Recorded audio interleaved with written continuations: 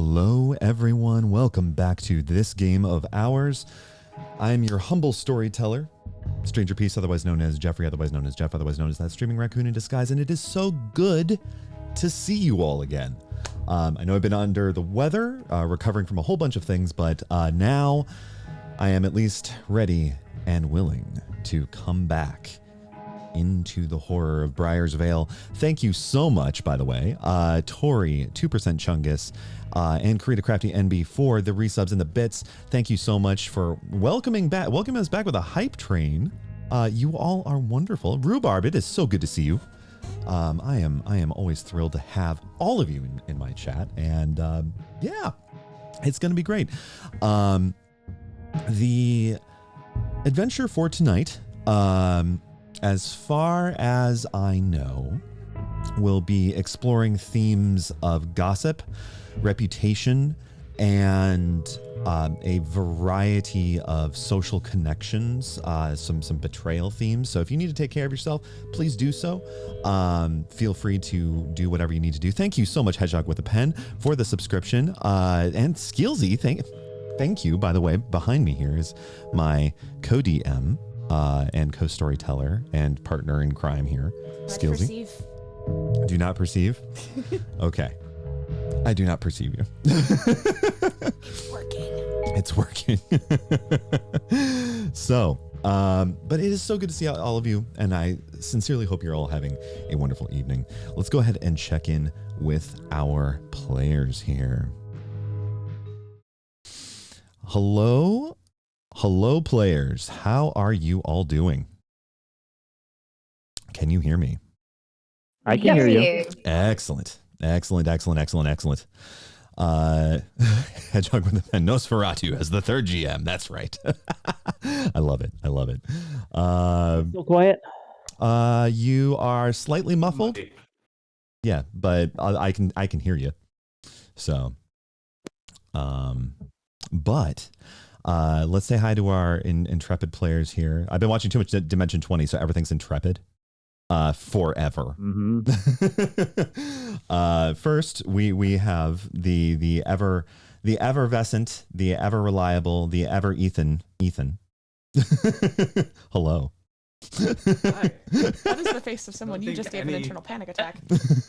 I don't think any person on this planet has ever called me effervescent before. Well, look, I was like E-words that are adjectives. Well, we're going to go with that. And right next to Ethan, we have Sycamore Lee. How's it going, Sycamore Lee? All right, there's a really gorgeous sunset at the windows across from me. Oh. Very impressive. Oh, I love that. That actually fits with with tonight's intro. So I love this. I love the look of, oh no, you're going to ruin the sunset. Always going to ruin the sunset. And then we also have Talkendo stepping out of reality. Hello. How are you? I'm fine. I'm finishing dinner, so camera for now. I'll fix that later. Finishing. Oh man, dinner is good. And I hope that dinner is tasty. And then we also have Jess in the corner there. Hello, Jess. Hello. How you doing? I'm doing okay. Sort of in the same position of I am stuffing my face right now. Excellent. So while you all are nutrating yourselves, which is a new word I've just decided to go into, as you're consuming nutrition, I'm going to do a quick recap for the folks at home as well as all of you. So in this game of ours, which is a horror tabletop RPG, we all built a town together called Briar's Vale with a history, and there are strange things afoot in Briar's Vale. The town itself has these industries of both fertilizer and cosmetics, and everything it's in sort of tucked away near the four corners of Colorado. And we have this strange committee running the town as sort of a Rotary Club from hell. And as we're going through, the kids in the town seem to have been sucked into a generational conspiracy where they face terrors, monsters beyond comprehension, as the generations before them have also done. We are diving closer to the annual town festival, which has a great amount of meaning for the town, called Heritage Days. And Heritage Days is where something sort of mysterious happens, where not only it's a fair, but it's also a kind of promise ritual, a kind of coming of age ceremony. And we're kind of unsure about that. We got some details about that last session. Yes. Cass. Hello, Cass. That is my cat. So he's deciding to join in the storytelling. Thank you, Cass. And right now we have two different parties from two different sides of the river. So we have the west side folks where the desert is, and then we have the east side folks, which is where a lot of more of the development sort of small town stuff is. And the last thing our west side folks here have done is help another group of kids. This kid named Crosby Parrish, who his mom was taken over by something horrifying, and they managed to dispel it and got a mysterious card in return. This seems to be the thing. Every time something is dispelled, it leaves behind a card that is then put into a notebook at their secret hideout, which, by the way, all these kids have a great secret hideout, an abandoned railway with many rooms, many mysterious rooms. So they saved Crosby's mom, and then were quickly exited out of the scenario via the mysterious school secretary, Jonathan, who is very much gives the impression that he is more than what he appears. And he is trying to help out the kids as best as he can by offering resources, but he's not being very forthcoming. And all of this, of course, just being junior high students is already frustrating as hell. So all of this means that everything is on fire in Briarsvale, and it's okay. So that is the general recap for what is going on. Let's go ahead and get to our intro here. The twilight fires of sunset had passed Testament Park and Gardens by the time he had seen the beast. The fresh darkness of evening shrouded its dramatic form, a little shorter than an elk, but much larger than a doe. It paced cautiously down the secluded and manicured brush path, antlers made out of ivory and glass, the sound of its hooves being silently eaten by the ground. A deliberate desire coming straight toward the boy, with a steady gaze of 3 sets of eyes peering into his heart. For the boy's part, he froze in the path. It was a deer that was not a deer. It shifted and changed in ways that made his eyes hurt. It was both solid fur and completely transparent glass. It was a being encapsulated by the contradiction of its own body's argument. Now this, now that, never staying in one definition for long beyond the general shape of a deer. He felt his stomach lurch when the deer spoke to him. "Hello, little one. Do you want to know a secret?" The boy pulled back. The deer continued in a pleasing, even baritone, calm and sure. "The soil has a secret that the animals can hear. That's why they don't walk on it unless they have to. The secret is this: the dead in the soil can never be honored here. We know how to eat them too well." One of the deer's masks, a mask in the style of a Greek tragedian, broadened to reveal a maw full of teeth like an eel. At this point, the boy turns around and begins to run. The not deer with the 3 faces, one perfect, one monstrous, and one that's in the hidden corner of every heart, was already there in front of him, blocking his path. The boy could smell lavender and ash from its body. Here's the second secret, little one. You are a crop. You have always been a crop. And when the time comes to harvest, oh, how you will serve. A beautiful tradition of life in the service to God, the glorious, the ever judge, who shuffles the worthy away from perdition. The deer came closer. The boy braced himself for oblivion. And then, click, click, click. A shutter. A camera from the bushes. The deer beast swiveled its 2 long neck in the direction of the noise. An audience. Good. We shall begin truly. As the deer beast sprinted suddenly into the brush and the trees of the park and gardens, disappearing into newborn shadow, Jack Frey got a hold of himself as he watched Darcy Reynolds sprint with a camera across the street, down the maze of homes on the eastern side of town.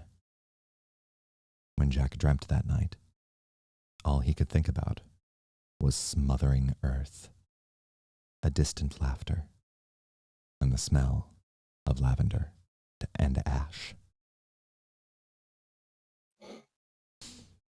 All right. How you feeling, Jack? I have some answers and some fears. Indeed, indeed. Since we didn't get a chance to do it last time, now that we've sort of set the scene here, do you want to go ahead and do any downtime actions to recover any stress, to put forward any projects, or to find out information, or anything like that?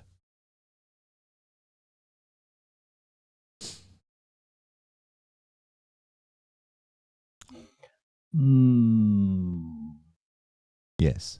Did in our hideout last time, right? I'm sorry? We ended it. We were in our hideout last Yes. time. Yeah. But at this point, you can be. It's been a couple. It's been a couple weeks. So. Okay. Yeah. Like in game. Yeah, in game, not just out of game. So for downtime activity, is that what you're wanting? Yeah. Well, I was actually going to have you hand me the dice. Oh, that is an option, yes. As far as downtime actions, y'all have the option to continue or begin any sort of long-term projects, acquire any assets you think you could use, resolve any trouble the group may have, any healing of harm, which I don't think would be the case at this point in time. There's training montages and also venting stress by giving in to a false. Yep. So, yeah. Oh, I'm just thinking, I wouldn't mind getting rid of like stress, maybe. Okay, great. So What's Dell's fault? yeah, what's your fault? Since I'm usually not reckless and I had somebody pick for me, recklessness is the fault that was chosen. Okay, great. Awesome. So I believe the role is a sort of vice roll, if you will, sort of the opposite of a resistance roll. Yep. So go ahead and take your worst attribute rating and make an attribute roll. Yep. Clear a stress equal to the highest die result.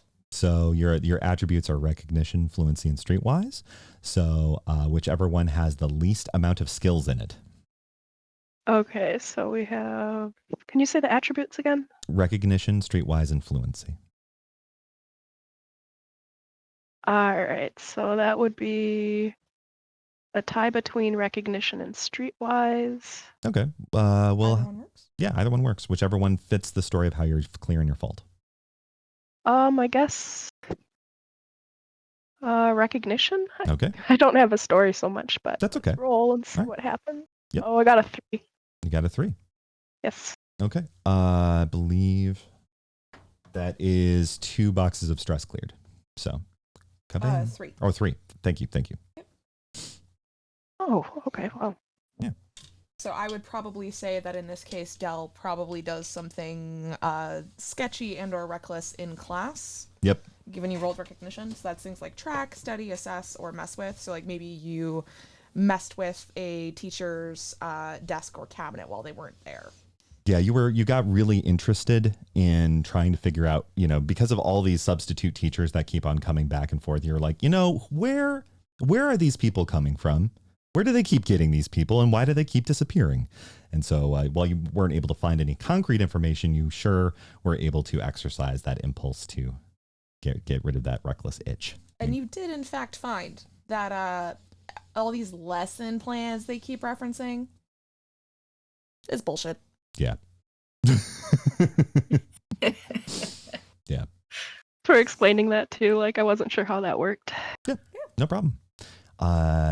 Jimmy, what you got? I probably should clear some stress Okay. because, there's a lot of it.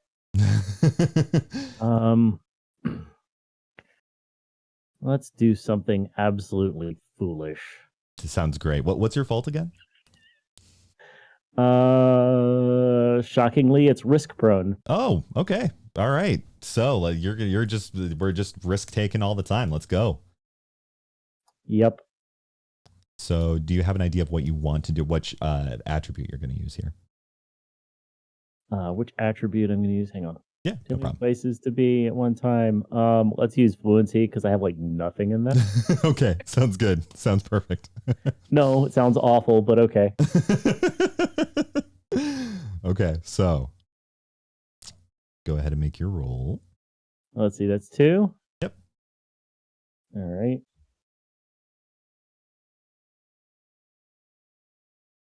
Maybe they'll work. Hey, there we go. There we go. All right, so that is a 3. So you also That's a clear 3. Nice. So Do you have any ideas about what risks you engaged in to clear that stress, or do you want me to just yeah, we can give you a story. prestidigitate something? Yeah. Oh, I probably went to an old tumble down church somewhere and I don't know. Parkoured. Yeah. Excellent. I mean, that is actually like a really good way to sort of work out stress. You go to this church that's at the foothills of the mountains. It's an old construct. It's been abandoned for a long time. It was an old Mormon church that got left behind.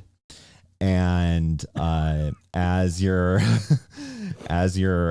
going in, you see a bunch of graffiti, some of which you've made, and it's aged well. And you then start practicing hopping from beam to beam to beam, pew to pew to pew, and making sure that things are still good, that you're still limber. So that sounds like a nice evening.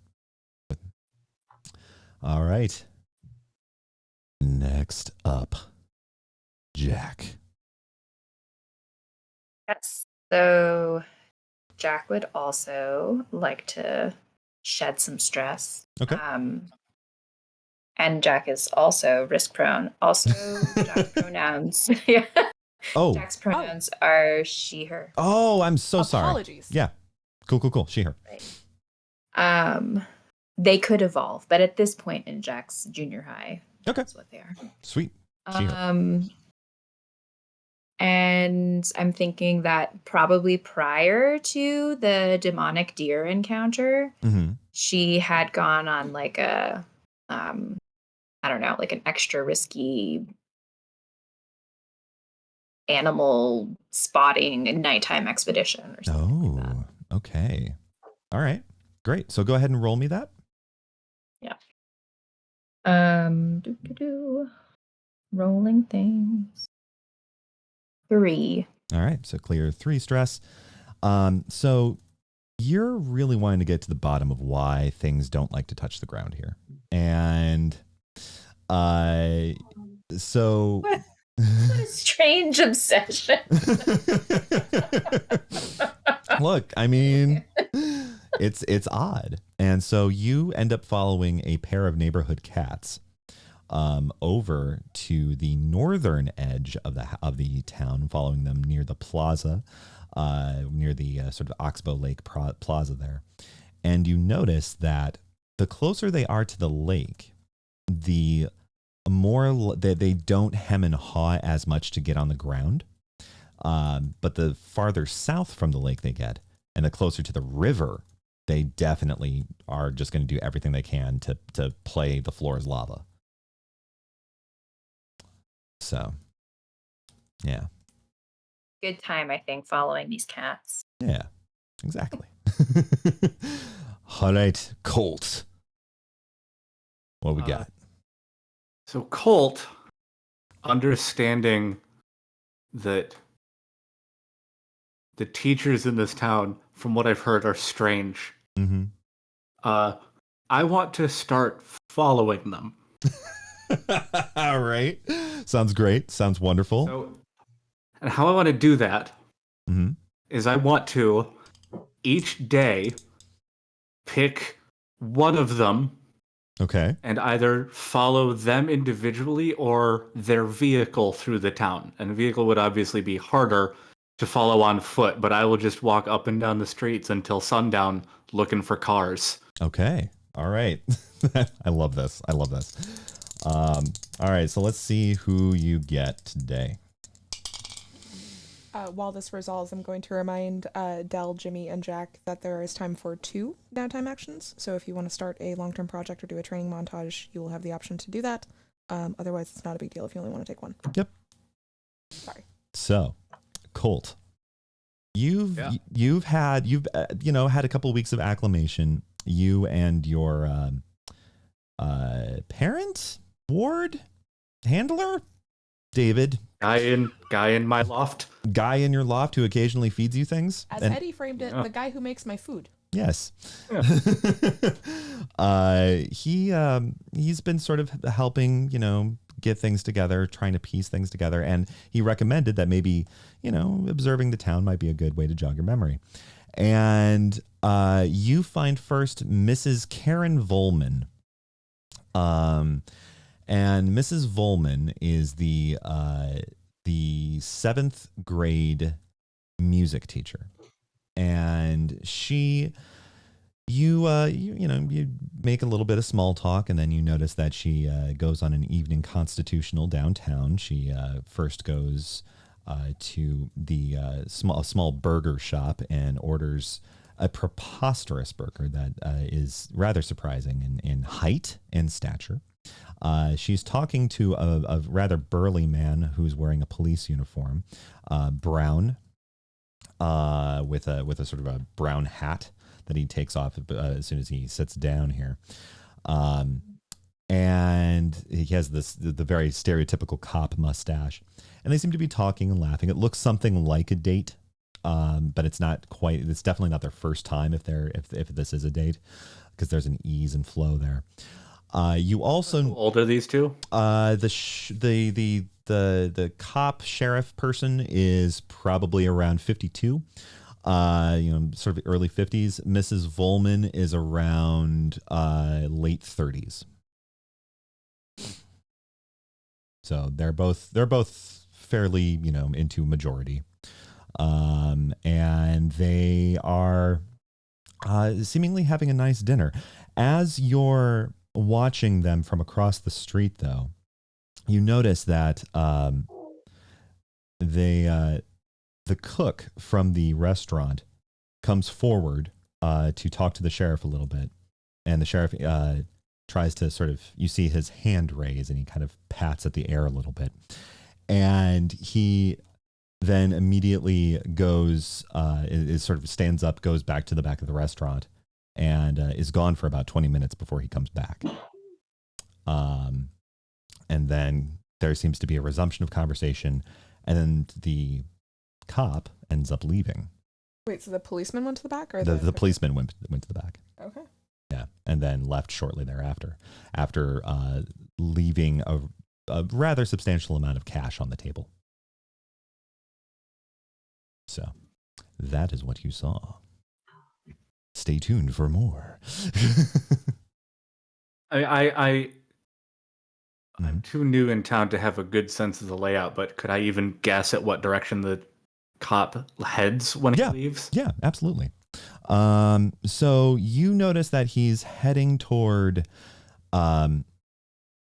he is heading toward the western side of town, toward the fertilizer factory. Vermilion something. I will remember in a minute.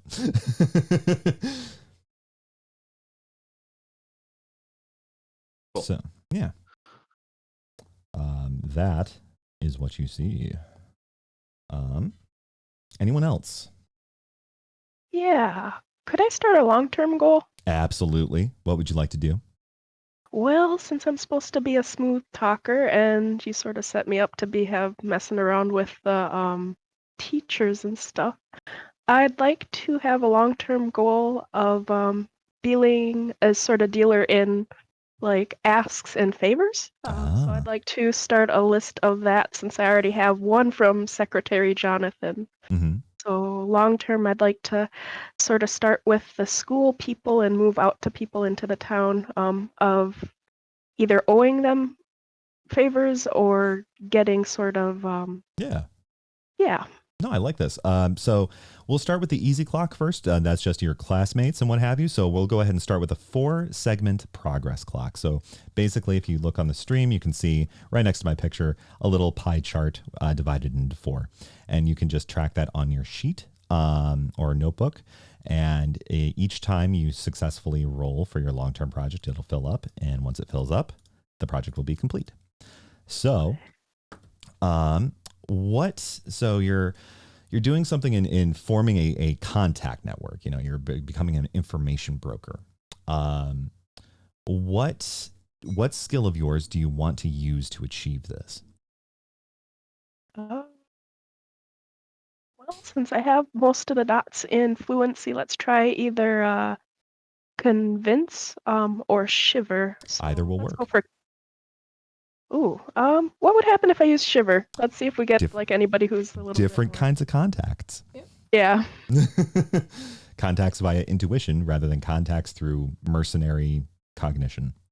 I have a feeling about this person versus I saw that dude doing something shady. Yeah. Okay. Yep. So Yeah, let's go with that. okay.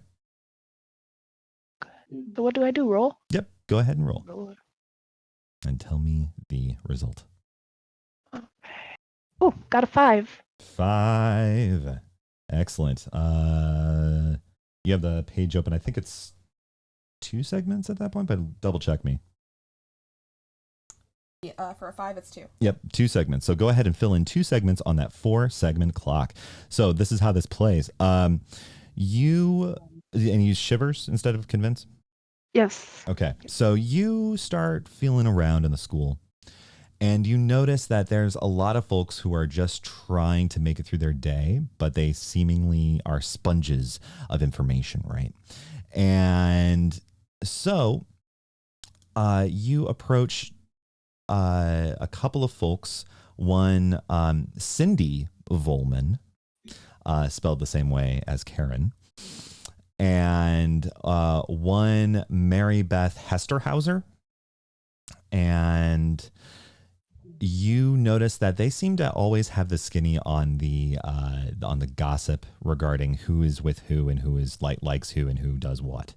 I'm sorry, what was the other name? Hesterhauser. Hesterhauser. First name? First name? Mary Beth. So Cindy and Mary Beth.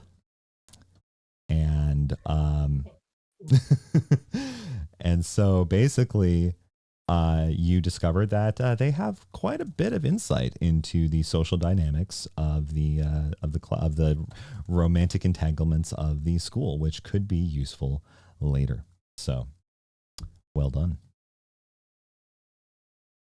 Anyone else? I wanted to do a training montage. Training No montage. fluency, and I would like to work on that. All right. Excellent. So you Jimmy can't talk his way out of a paper bag. So you managed to stumble across. You're sort of doing another evening walk, and you managed to stumble across a copy of Dale Carnegie's "How to Win Friends and Influence People." Congrats, you get 1 XP in fluency.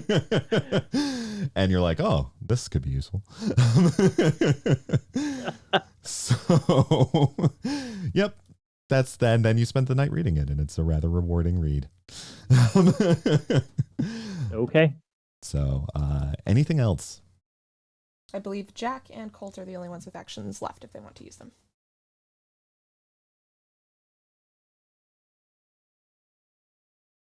Julia, are you muted? Am I muted? Oh, there we go. No. Oh, okay. I'd like to begin a long-term project with the Blue Stripe group using my connection through the school secretary. All right. Excellent. And What do you want to? yes, What do you want to do with it? what do I want to do? I want to establish like in their group or prove myself useful. Okay. Excellent. And I'll leverage my sneakiness. All right. So, you are. I'm going to say that's probably this is a little bit more difficult. So we're going to call this a 6-segment clock. So again, it's just a pie segment with 6 segments. And once it's filled, you will gain their trust. So go ahead and what skill would you like to use for that? Sneak, you said? Yeah. Okay.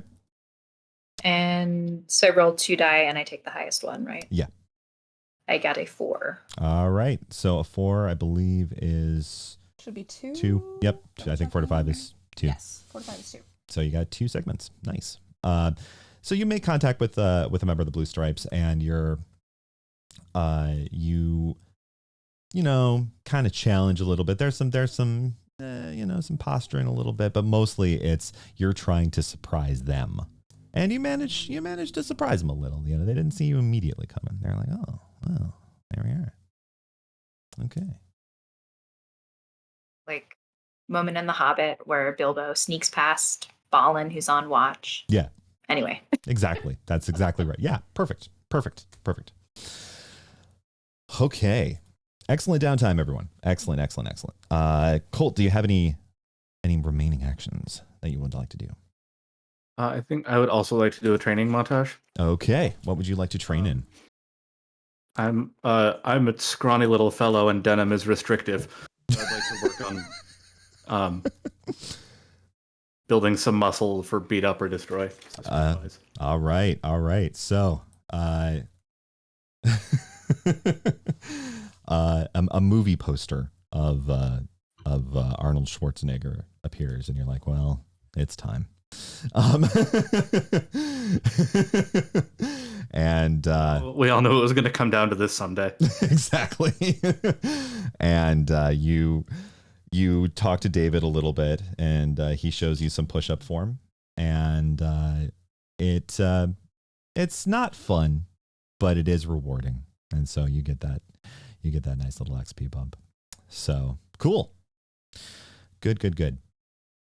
All right. That is downtime. Let us move on to infection thesis.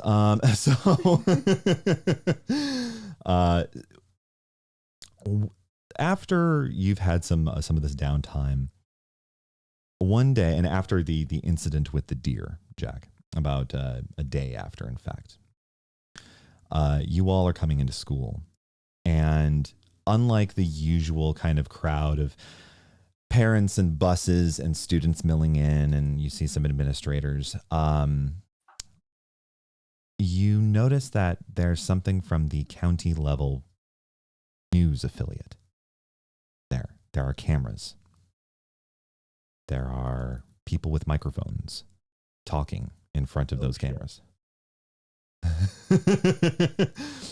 And you as you're walking by, the words that you hear are strange attack this morning here at the park. The next person you hear is, we're not really sure what could have precipitated. The next person you hear is, and we don't have any answers. There simply doesn't seem to be any kind of normal animal. And a lot of the kids are staring, gawking, and the teachers and various professionals are trying to usher them inside. What do you all want to do?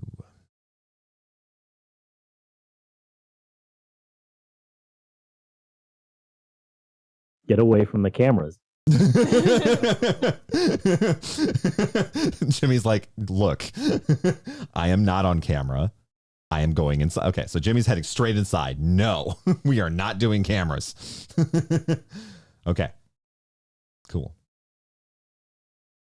I think that's the right call. I want to pointedly avoid being seen Okay. by as many people as possible, and I will walk like in that narrow lane between the pine trees and the brick wall. Yes. To the door. Perfect. So Jimmy and Colt quickly meet up with each other. It's like, cameras? No. And they and they just kind of go. Del, Jack, what do you think? Jack's gonna try to skulk around and pick up more deals. Okay, great. Del?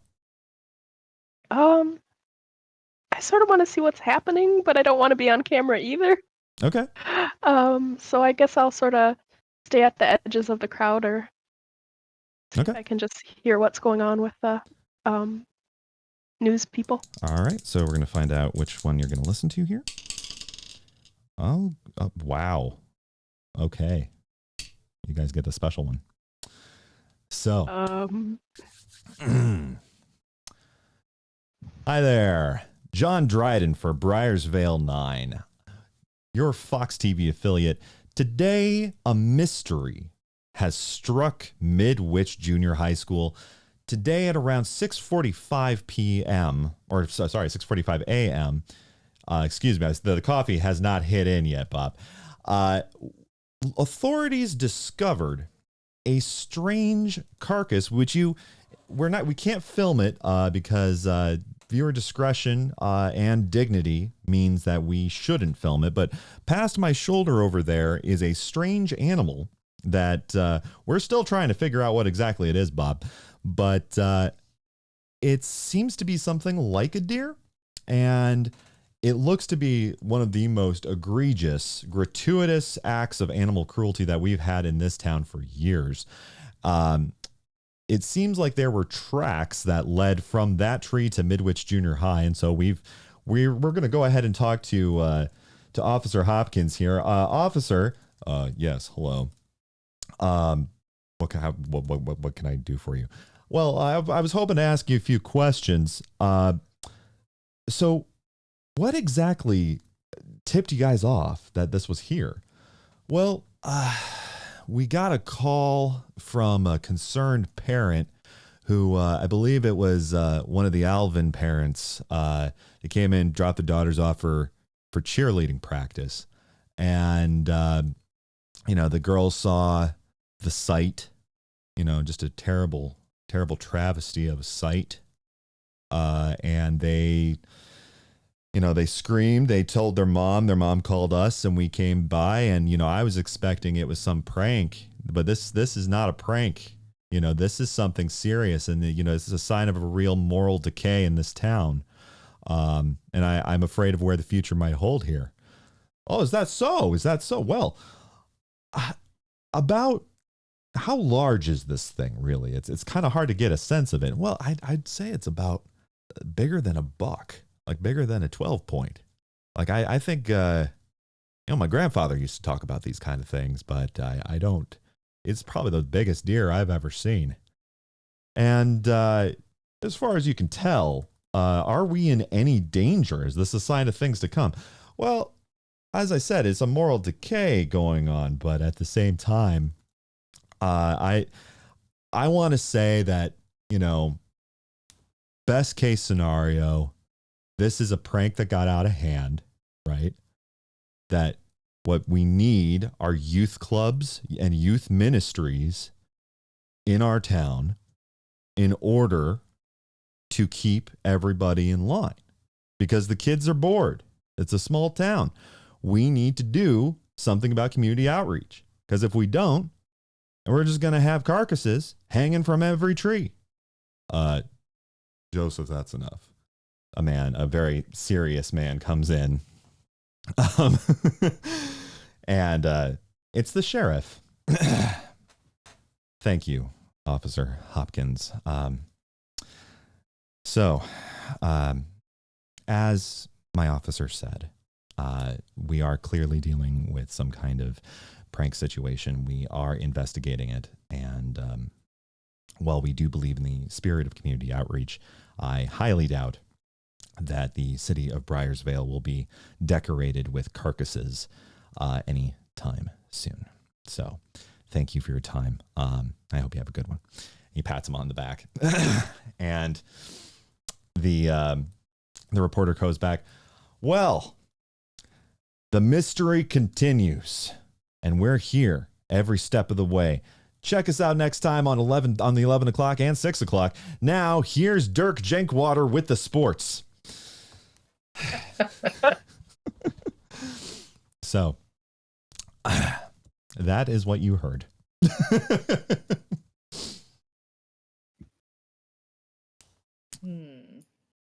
Jack's pretty freaked out.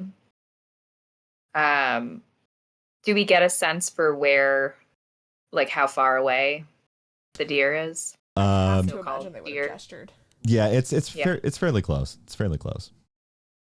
There you can see about maybe 50 feet away around a tree. There's a lot of people milling around. There's some police tape.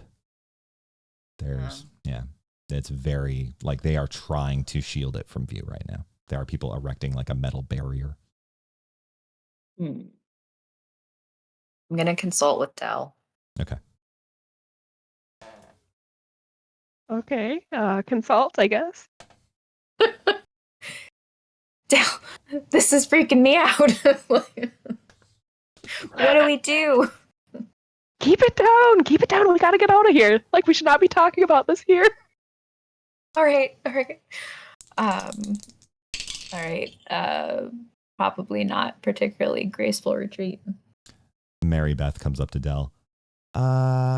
Hey, how's it going? Hey, Beth, what's up? So, I was just walking, and I might have.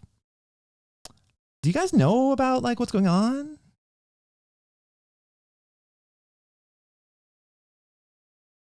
I mean, out of game. Remind me who Mary Beth is again. The contact that Dell just made, like in the little long-term project. Mary Beth Hesterhauser. Gotcha. You're good. It was like a romance contact, not like a. Yeah, it's true. Yeah. She just kind of rolled with it really well, and now overheard you. Lovely. So she's asking, it's like, what's going on? What's the dish?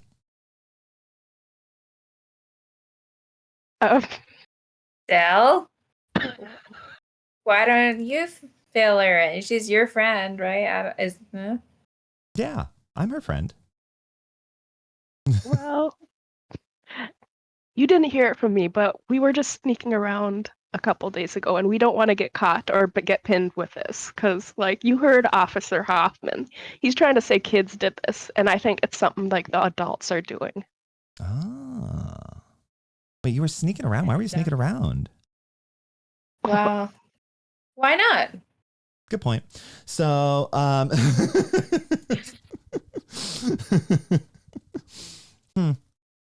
okay. I don't want to end up in Bible study. Yeah, it's really boring. I've heard all the stories already. I don't need to know it again. Okay. Yeah, shoot. Like, she's asking us, has Mary heard anything about it?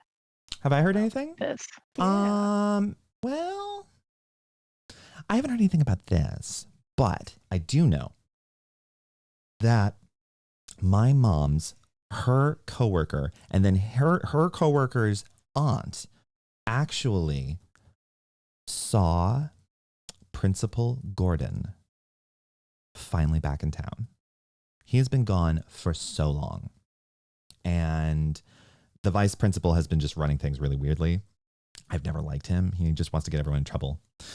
And Right? yeah, exactly. I want to make sure I have this down right. This is Mary Beth's mom's coworker's aunt. So this is, yes, this is correct. Okay. This is correct. And yeah, so she saw him over at the Denny's, and he was eating his Grand Slam breakfast like normal. So it looks like he's back in town. So hopefully things will calm down. Where did he go? Mom said something like, I don't know, like a retreat. You know, those things where like the adults like to think they're like learning shit. And then really what they do is they go out to bars and drink a lot. So Tuesday night. yeah, Tuesday night. I guess Jimmy snuck out and looked in the background. Yeah, no, it's Tuesday night. Yeah. Yeah. So like, you know, it's, but it's all like, what's the phrase she uses all the time? I don't remember. Like professional development, I guess. Sure. I don't know. It's mom stuff. Principal camp.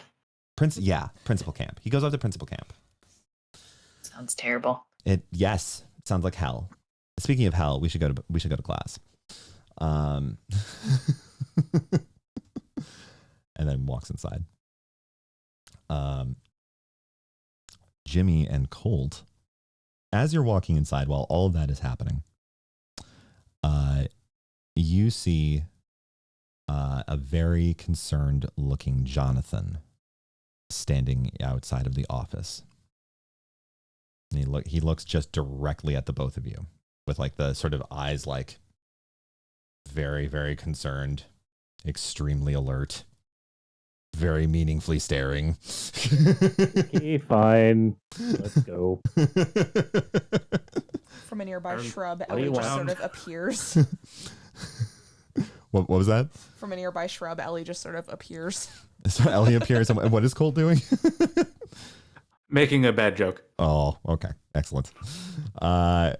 And so you follow, and Jonathan takes you into the office, and he looks around, and you see on the vice principal's office, it has on his whiteboard a vacation indicator until next, and then for the next 3 weeks he is gone.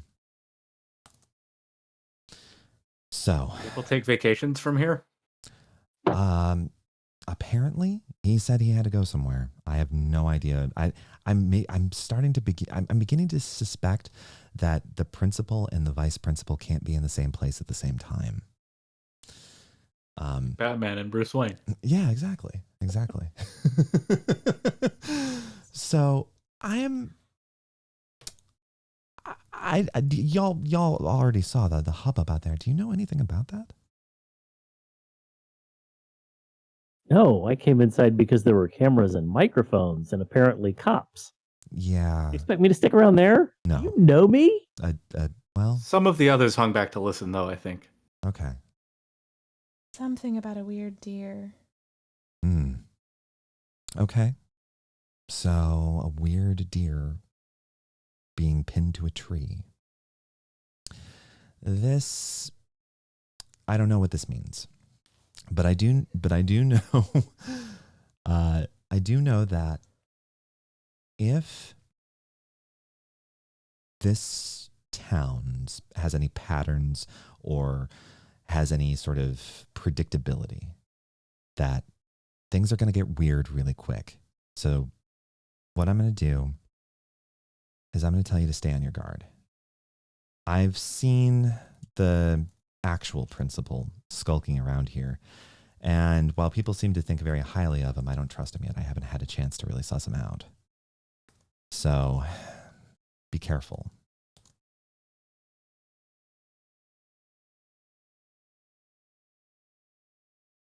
That's it. You can go to class. It's Hang on. So your brief Nice. is so your brief to us is keep an eye out? You pulled us in here for that? You don't think that's more suspicious? Yeah, you just put We a were doing target on that our back. anyway. that on. Okay, look, I'm going to level with you. I was really hoping you would have something for me because the thing is that I can't get close to that damn thing. All right. Every time I get close, my head gets all swimmy. I have to take some Malox and things are weird. I was hoping one of you would have something. We just got here. Take some Malox and get back to us in 12 hours.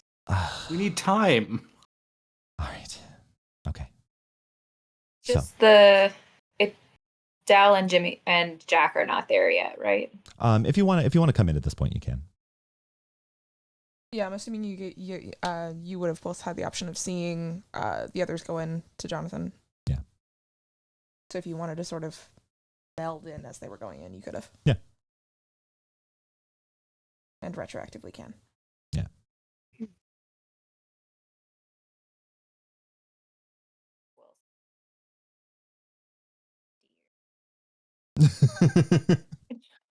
Did you? Yes or no? I love the deliberation process happening where you're like, dear. That's perfect. It's perfect. While you're deliberating that, and Jonathan's going, I really thought you had something. There is a knock at the office door. Oh, shit. Hold on. He opens the door, and it's the sheriff. Jonathan, how's it going? Fine. Sorry, I had to distribute some responsibilities among our student leadership team, and I was just briefing them on what was going on. Well, can I help you? Yeah. Jimmy.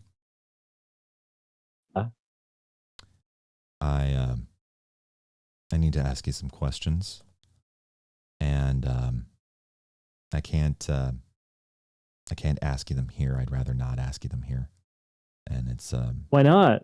You need me in a place where you can beat the crap out of me? Punch me like the other guys do? Let's talk right here where there's an adult. Jimmy, we have... all right, we're going to do it here.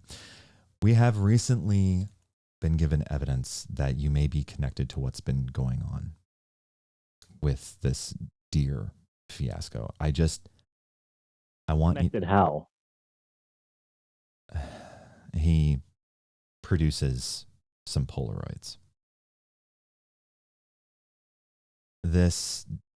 Now, look, I'm genuinely not trying to jam you up here, but this doesn't look good. And he hands you a couple of photos, and it looks like someone who could vaguely be interpreted from a side, like you, kind of, nailing up a really bizarre looking deer with 3 faces. How big is that thing? It's smaller than an elk, but larger than a doe. So you think me, by myself, did that? Based on these Polaroids that look like they were stills from the Zapruder film. That's at least 120 pounds of dead, literally weight. Yeah, I know. And look, You think he got it up over his head? Ellie, Be grown up about this, man. Be a grown up. Stop playing with children. Go pick out somebody your own size. Jonathan's right here. I mean, he does have a point. And look, Storyteller? Sorry, go ahead. Jimmy, you're right.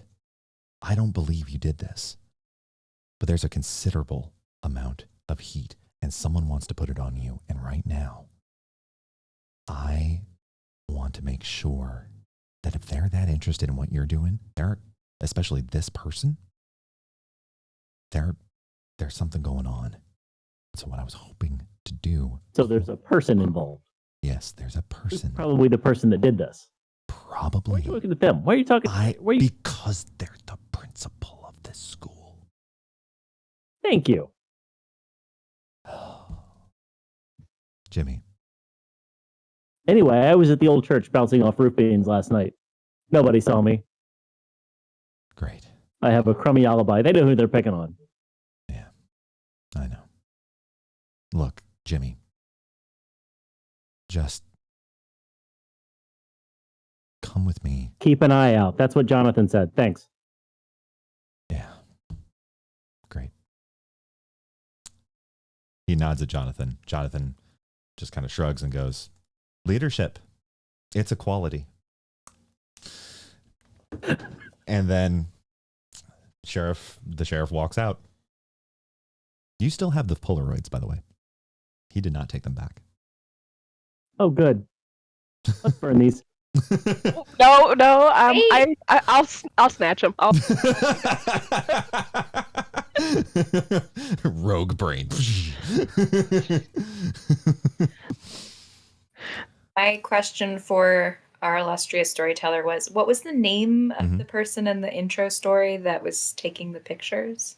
The name was Darcy. Darcy Reynolds. Darcy Reynolds. Darcy Reynolds. Have we met Darcy Reynolds before? No. Okay. You would have been in school together, though. Yep. You would have. You'd be classmates. Yeah, you'd be classmates. Like it would be a face in the crowd, but yeah, it's not like a total unknown. And do I know if it was a Polaroid camera? It was indeed the shutter click of a Polaroid. All right. Well, we've got a plan. Mm-hmm. You do indeed. Who's in the office at this point? Just our crew. Just the motley crew and Jonathan. The sheriff just left. Jonathan has locked the office door and just sort of leaning up against it and sighs and goes, "Look, I don't know what's going on. Jimmy, you clearly have someone gunning after you. I don't know why. I think the principal may have something to do with it, but I haven't met the guy. I only have his dossier. That's it." Isn't he late for work at this point? Yeah, he is. He was supposed to be here about 3 hours ago, and he still hasn't shown up. So I don't know what his deal is, but as far as I'm concerned, well, the bell's about to ring. I can give you all hall passes to make sure you don't get, the tardies and everything, but this is getting weirder and weirder, and I don't like it. So I think the only thing I have to offer beyond keep an eye out is that, well, from what I could tell, the principal, he's respected, but I think more people are afraid of him. There's something off, even more than for this town. He's been spending more time out of town and coming back a little bit more rough-edged, according to the teachers I've been talking to. And so I'd be careful about that one. He might play for keeps in ways that we can't anticipate. Why does he have it out for Jimmy? That remains to be seen. I think from what I can tell about the dossier, he has some kind of connection to the old Foreman case, which Jimmy's father was tangentially involved with. But I don't really know. That's about it. Actually, Jimmy, before you still have to you still have to leave at 7, right? Yes. Okay. And that is 7 your time. Oh. Not So 8 your time. We've got an hour. Oh my God. Okay. Oh, God. Sorry. I'm sitting here and I'm like Did not specify time zones for like the first time in a while. Okay. All right. That Perfect. makes so much easier. Okay. Thank you. Thank you. Jimmy's not hauled off immediately. Yes, I was like Correct. building it in. Oh my God. Okay. Perfect. Thank you so much. I appreciate you so much. So, Jimmy, roll me just roll me a straight, just 1d6. Just roll me 1d6 and tell me what you get. Yeah. Hang on. There. Nope, that's 2. 1 down, and let's roll that sucker. Oh! Okay. All right. Let's go. So, you have a brief flash. It's your dad back when he was still around. And he's leaning against a fence post on the outer edge of the town, and he's got a bottle of Johnny Walker that he's sipping from. And he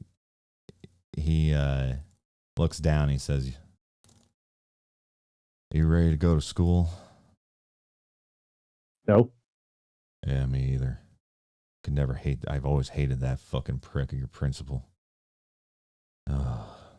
Someday he's going to run that place. I don't know what the hell they're going to do.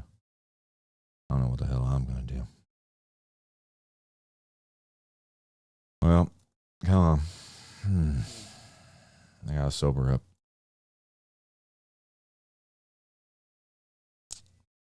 So, that is what you remember.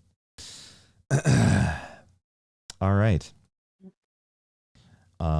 If there are any other things you want to do during this scene, otherwise I can smash cut to the next one. I want to ask Jonathan, Mhm. where does the principal live? The principal, according to the dossier, well, I mean, his residential address is in the very bougie part of the eastern section, so in Pemberley Valley.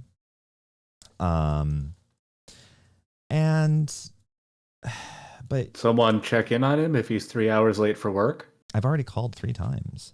And he's not. People don't usually answer phones. Oh, we're just leaving to his dad. Okay.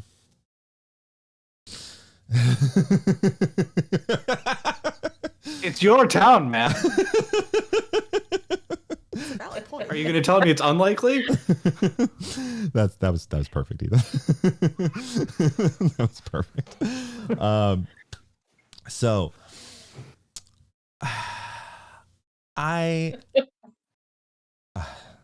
okay.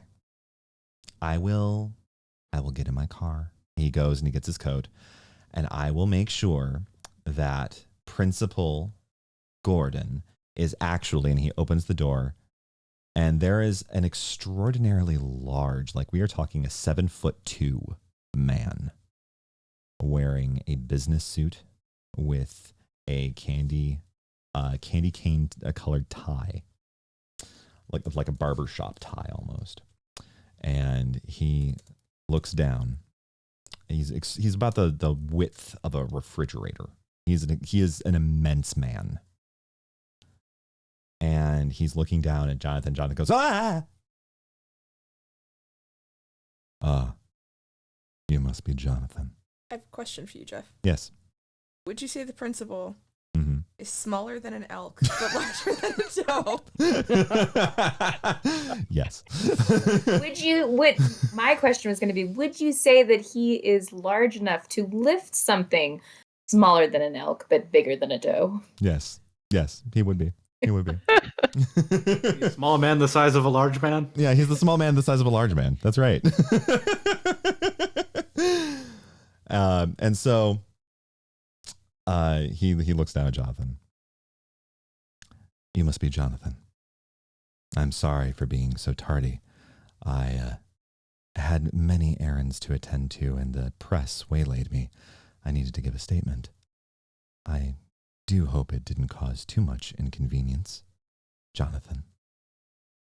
And Jonathan just sort of looks and goes, No, I'm terribly sorry for have startled.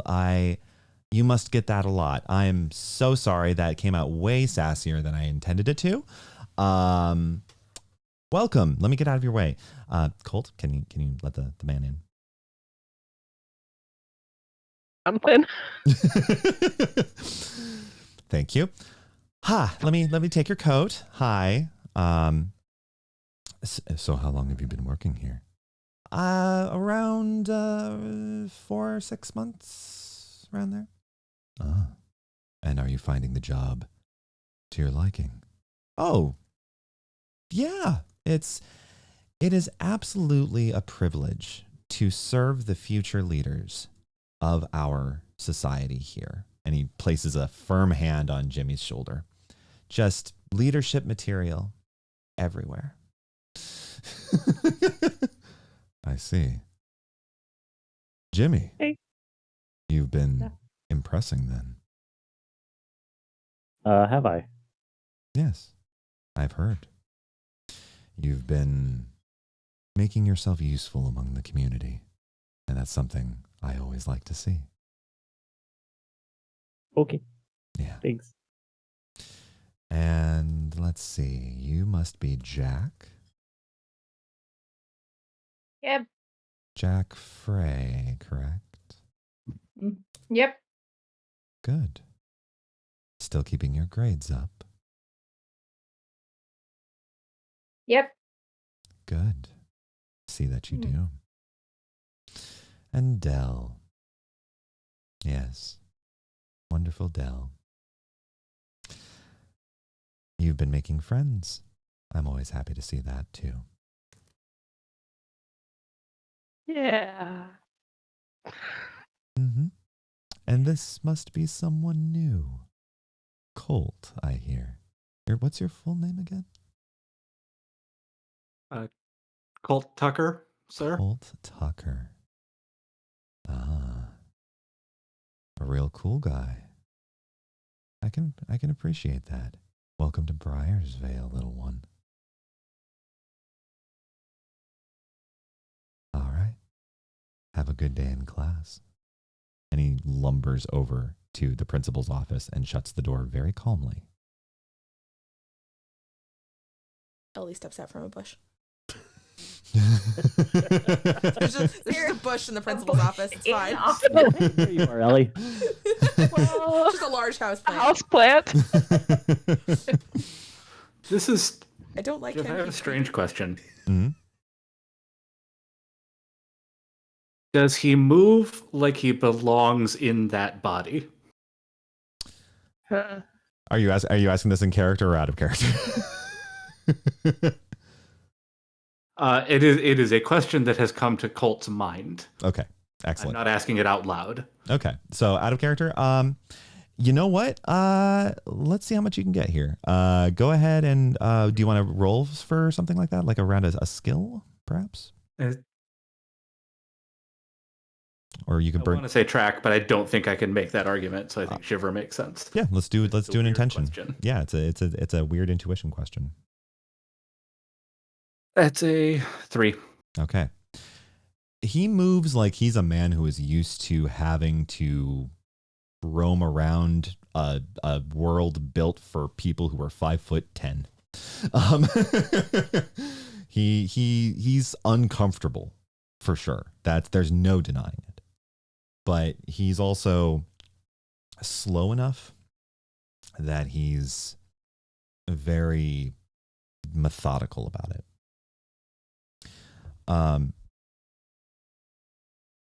Yeah. So any other actions here? Is fleeing an action? Well, continuing on with the school day and finding out what happens next is indeed an action.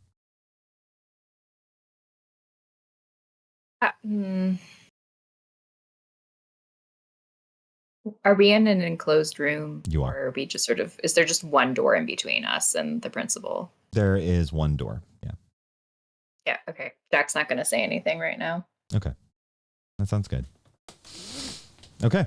So smash cut. The rest of your day is as normal as it can be.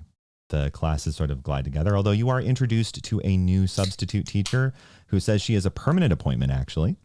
And she introduces herself as Mrs. Bell. Miss Bell. And Miss Bell seems to be pretty congenial. Did you want to say anything, Miss Bell? Which class is this? This is history. Okay.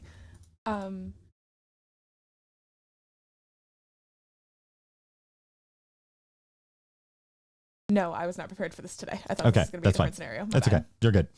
So that we'll just say she's a new permanent substitute who is there to fill in. Okay. As the school day concludes, the bell rings, people file out. The hubbub of the morning is still somewhat alive in the air, but it's not nearly as urgent. People are ready to move on. You all are heading towards the exit, and out comes Principal Gordon, his immense, towering frame. And he comes right up to Jack and says, "Can I have a brief meeting with you to pick your brain about something?"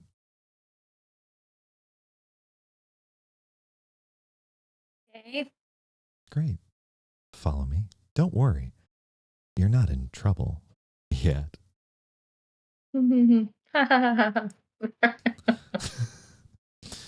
Is anyone going to move to follow and just sort of I assume? will. I'm I'll absolutely tell- following Jack. Yeah, Yeah. Jack doesn't go Leave alone. no one behind. And he notices immediately. "Oh, I took this to be a private meeting. Did you all have concerns you wanted to share?" We're a package deal. Oh, You get one, you get us all. package deal. You know, Maybe solidarity. not the way. Yes, I know phrasing. Sorry. So, solidarity. It is so good to see among young people. I appreciate that. Come on. Let's go into my You're office my dad, and talk. so Yes. I did know your father. Come on in. He gestures you all in. He gets a couple of chairs. Make sure you all have a place to sit. And he sits down behind. The desk is comically small in compared to him. So This is his office? this is his office. Okay. Yeah. He is his office is primarily, it's Spartan. It's not very lived in. There is just your basic Apple image writer printer, your sort of Presario PC, very, very bare bones. And he sits down. "Well, I certainly wasn't prepared to have such a lovely audience tonight. But I wanted to speak to you, Jack, specifically about what we talked about the other night."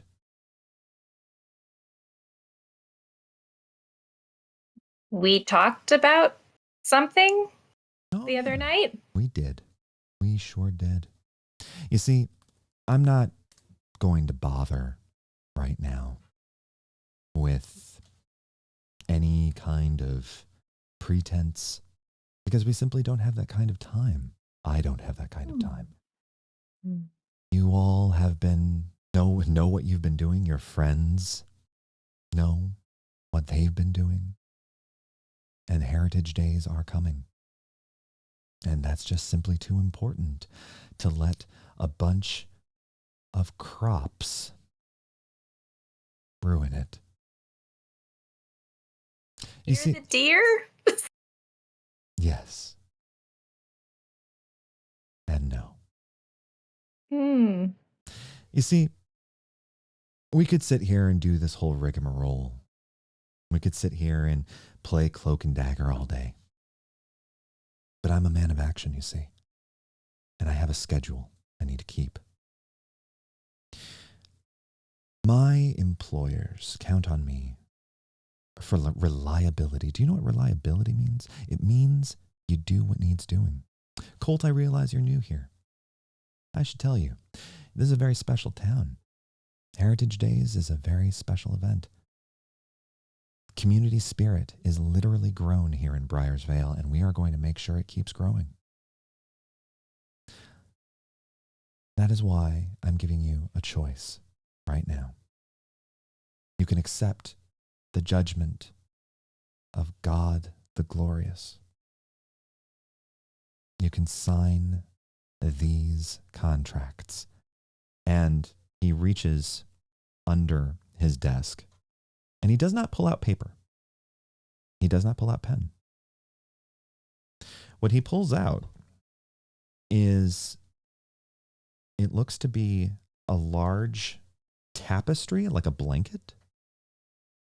And he puts it in the center of the desk, and he slowly unfurls it. And in it are a series of songbird corpses that have been splayed with feather quills right next to each songbird corpse. There's a jay, there's a sparrow, there's a starling.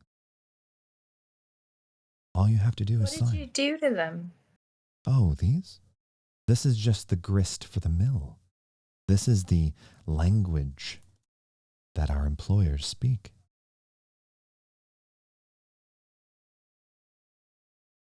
Really mean. Well, life is often inexplicably cruel. How's Miss Connie? I'm sorry. How's Miss Connie? Mrs. Eden?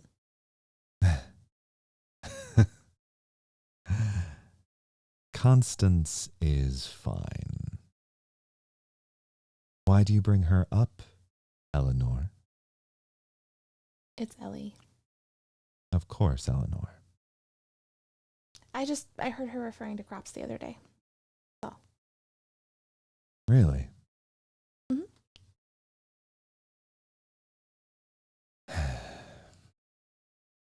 Figured it had something to do with corn or maybe roses. I don't know. Lavender.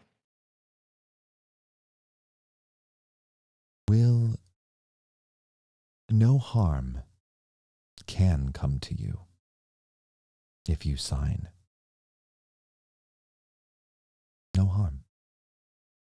Colt, I know you've been thrust into a strange situation. A stranger's offering you dead birds to sign, and that's frankly absurd, and I understand that, well, this doesn't make sense. It's our way.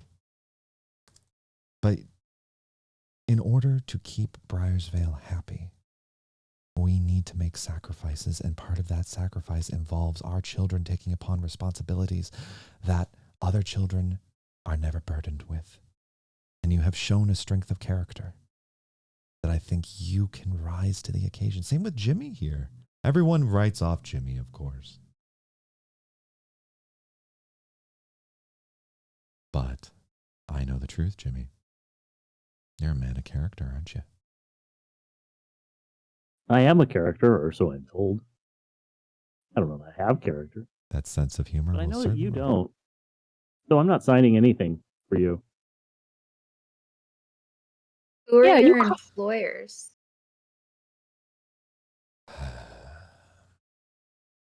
Sorry, Ellie.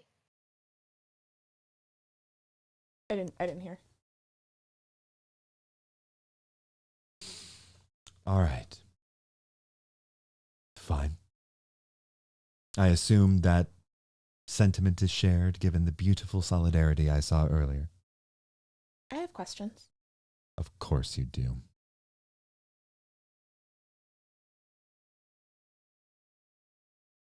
Ask them. Oh, okay. Generally a contract constitutes an agreement with obligations for both parts. Yes. What's being presented here?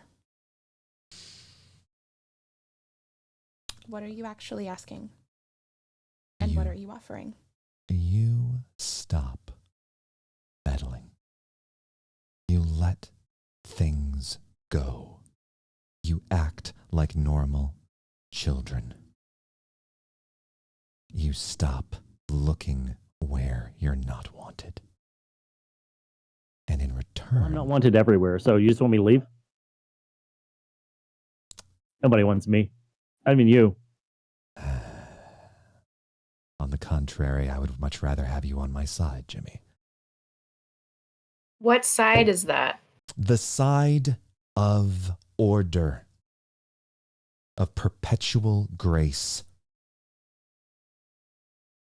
There are We're sacrifices. killing birds now and stringing deer up for your order and grace. There are costs to be made. I'm not interested in paying your costs for you. Okay. But who do you work for? Isn't that relevant? I work for the organization that has made this town great. I work for the organization that has made the committee a true exemplar in community leadership. I work for things you couldn't begin to understand. So And the fertilizer people? The perfume people? yes, among others. Both But of them? yes, among others. No, others good. Now, what I'm offering you is safety. No more nightmares made flesh. No more weird encounters in the park. Just normalcy. Going back to sleep. That's what I'm offering. That's not safety.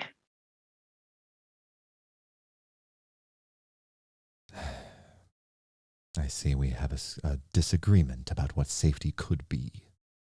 Ellie gets I'm up not to trusting leave. anybody who called me a crop.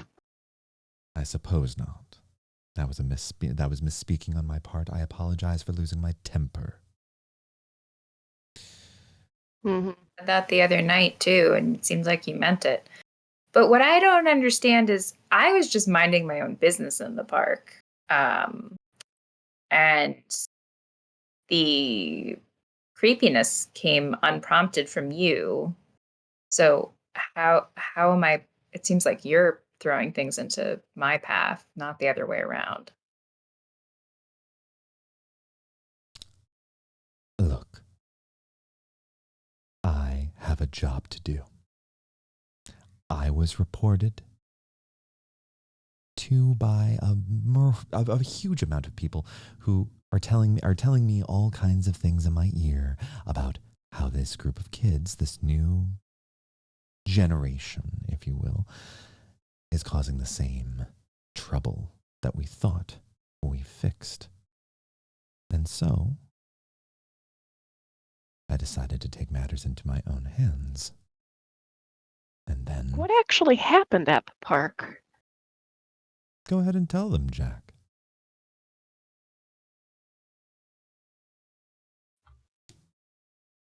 The deer. The deer. And deer told me secrets. Indeed. Why did you kill the deer? Did I kill the deer? Huh. Who killed the deer's dead? Did you not know the deer's dead? Oh. There's the issue. That's why we're having a communication breakdown. You see, I specialize in disorientation. You know what? I've run out of patience. Little ones, thank you for the diversion. I'll see you very soon. And everything Bye. goes dark. Oh, Jeff. Do not like this. And when they come back up, the principal's office is empty. You hear Jonathan slamming on slamming on the door. Kids, answer me. Colt, Jimmy. Ellie opens the door because she was already sort of in between in the process of moving out of the office. Ellie opens the door. Jonathan busts in, sees you all. Oh my God. Okay. He didn't get to you. Good. About that. Huh? Well, things just went black. I don't know. Did he get us? No, he didn't. You've been gone for 6 hours. What? What time? What time is it? Right now, it is 10 p.m. And I have been trying to get into this room, and I don't know. Ellie, could you hear me the whole time? I've been trying to get in contact with you all. I'm so glad you all are safe. I couldn't hear anything. Is there an outside window in here? There is an outside window. So it's like pitch dark. It's out. pitch dark. And as the Jonathan is sort of checking people over and making sure that they're all right, you hear over the intercom, dun, dun. Little ones, welcome back. Now, here's the new game. I'm tired of you. You're tired of me. So why don't we play hide and seek? And then you hear a rush of static noise. And you see, or you actually hear distantly in the school this giant clanging and something that sounds like a moose bellowing through some kind of horrible sort of synthesizer. Like a trombone mixed with a howl of pain. Yes, now there are moose. Ellie is immediately going to try opening that window. Okay.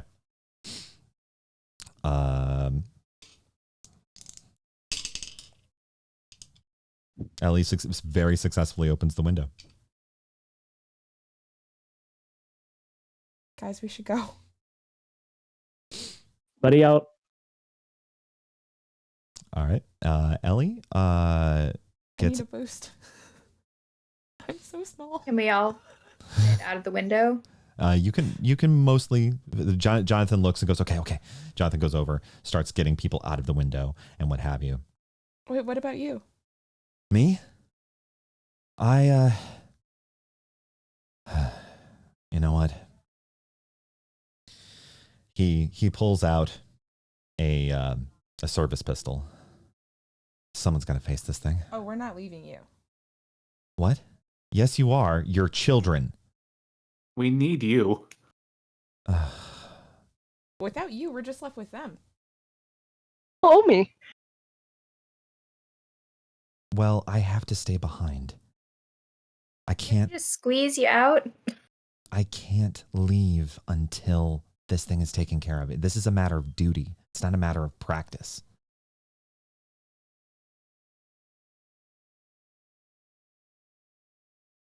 Are we doing this, y'all? Yeah. Apparently. I can't be inside here, but I can keep an eye out from the outside. Sort of report back to you guys. Do you have your radios? Yeah, y'all have your radios. I'm just gonna rule that. Okay. Bye, Ellie. I have become one with the shrubbery. Ellie, Jonathan looks at Ellie. Ellie, are you gonna be actually okay? As okay as I ever am. And then Okay. she just sort of vanishes into a bush. Okay. As has become her trade. All right. He Jonathan inspects his service weapon, adjusts the slide, looks at you all. All right. Is that pistol going to be enough? To be completely honest, I have no idea. Well, we've got 2 at least. I take mine out of my backpack. Dear God. Oh, don't. Okay. Water gun out of my backpack too, but sort of hide it because like it's a water gun. To be fair, Jonathan knew Colt had that. Jonathan's given him ammo. It's true. Just Jonathan did not expect Colt to bring it into school. With this school? Why? Why would he not expect that? Indeed. I tell you what, I go back out into the main office and I kick open a vent and I reach in, and that is where I have stowed the gun. Excellent. Excellent. Even better. Oh, secret gun compartment. Future Right under your desk. future leaders. Okay. Meet the new boss, same as the old boss. Oh, okay. Yeah, I'm gonna file so many reports. So, all right. Have you all ever been in a hot zone before? This whole town is a hot zone. What are you talking about? Good point. All right. I'll go ahead and take point. You all back me up, okay? Guys, I'm going to need something better than these brass knuckles. So if you see something, let me know. Anyone need a flashlight? I got tons. And I have more. Jonathan opens the door. And as soon as he opens the door, the door is filled with a bipedal frame. It seems to be like, imagine a deer skeleton mixed with a sort of giant human skeleton, all black boned, like the color of charcoal. And it reaches forward in this sort of glassy, like almost like a cracked glass sound, and grabs Jonathan by the shirt, and then immediately begins laughing, cackling even, and then drags him down the hall at an alarming speed. Incredible.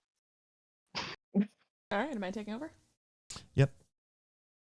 All right, kids. You are at the mouth of the principal's office.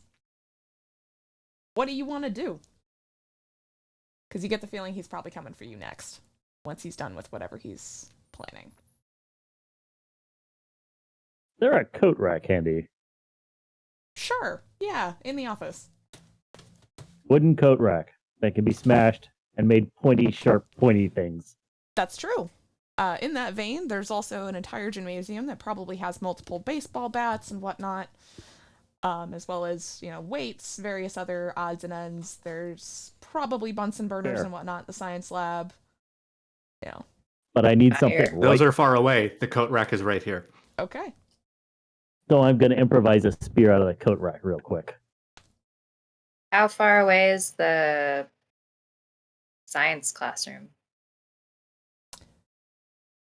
We'll go ahead and say that the science rooms are sort of further down this wing. No, well, I mean, last time fire was really helpful. What if we get some, what is it, butane that those things run on? Yeah. I'm all for fire. Before they get too far, can I tell them that I have the squirt gun that I've been sort of hiding away? You can, for yeah. a bit. Yeah. All right. So yeah, Dell's like, hey guys, I didn't know how to say this, but when we were at Mel's house, at the scary house, that first time for the field trip, I sort of stole the box from there. And apparently there's some kind of like gun or squirt gun that's supposed to affect these things. But I don't know how. And I've been really scared to actually try it. I think now is a really good time to see what it does. Oh, by the way, the dead can't rest here, and we're all crops. Those are the secrets. There you go. Yes. Weirdly, there's a Awesome. part of all of you that feel vaguely comforted by that knowledge. Say But that that again. fact is discomforting. What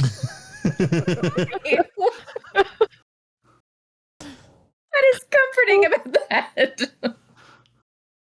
By the way, are y'all gonna like peek down the hallways or anything like that? Like get a lay of the land? I have two Yeah. questions. Okay, go ahead, The Colt. first immediate one is, did Jonathan drop his gun? No. No, okay. Then what I want to, and I want to keep this up as we move, when we eventually move, is just like focus on knowing the layout of the school and listening for sounds and tracking using my reconnaissance ability to try to get an ear on where in relation to us this thing is at any given moment. Colt, you realize upon further reflection that this building is shaped like a tuning fork. You're sort of at the intersection of all of it right now in the principal's office, but the science wing is up one end of the fork. The sort of language, history, all that stuff is up the other side, and then you've got your arts, your band room, shop rooms, things like that are sort of in the handle. Shop room, eh? The gym is also sort of along the we'll call it the left side of the left prong of the fork.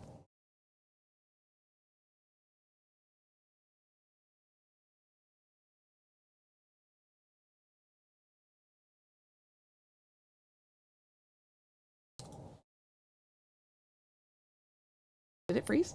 Did it freeze? Are we still up?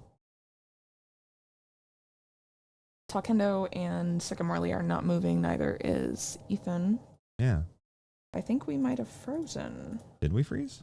Let me look at our Discord. Froze up on me. Yeah, Discord stream is still okay? Okay. Yeah. There we go. Now people are back. Now we can see people. Okay, Chungus, is Discord working for the stream again? Yeah, I see it on stream. Okay. Yeah, there we go. Okay, good. It's just Discord having a moment. Okay. Okay. So what is the last thing y'all heard out of Let's me? see what the gym is. Okay, the gym is sort of along we'll call it the left portion of the fork. And the wood shop is closer Mhm. where we are. Wood shop is in the handle, you're sort of at the center. Are we at... Wait, that's not the handle? The handle's not the center? I apologize, you're at the sort of apex where all of it interconnects. So you could go anywhere from here. The principal's office is fairly central. Okay.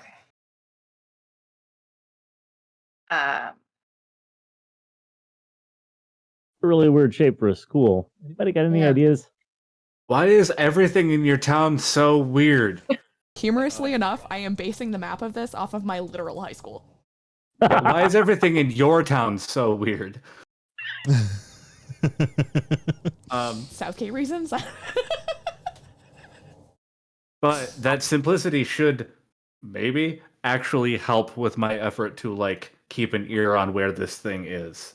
That's true. You also recall that the sort of prongs of the fork, those internal walls, where it's not lockers, it's largely glass. So you could potentially see across, and you get the sense that that's probably how Ellie's going to be trying to keep an eye on things. Okay. At the very least, keep it all contained.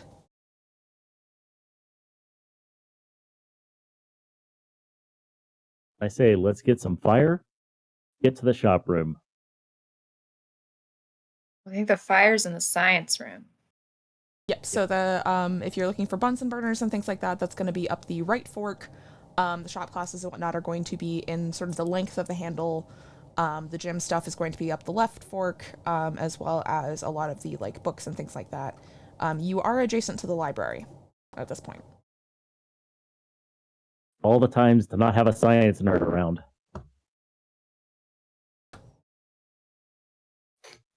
Butane Molotov cocktails, right? Sort of. Yeah. Yeah, absolutely. Yeah, we got fire skills. Fire skills. It's true. Yeah, and there's The worst other thing that stuff in happens the is we make The the worst worst thing that happens is we make a mistake and there's more fire. So That's true. Look, there are fates worse than death, and I think we're facing one of them. So if I die, that's not the worst outcome. Out of character question, are we still on fire restriction? No. Okay. No.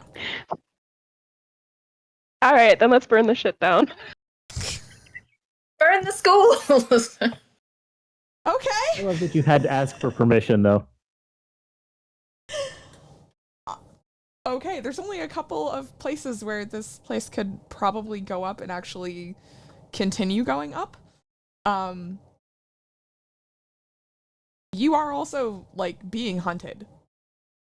Like, that thing is still in the school. This is a game. You're playing hide and seek. Let's just get the materials. Let's see what. Go from there. Okay, so you guys are going to be heading up the right fork then? Yes. Yeah. If that leads to the science and the fire and the boom, yes. That leads to the science. Yes. Okay. Maths and science and whatnot. Okay, so you are going to, I'm assuming, start heading down that hallway?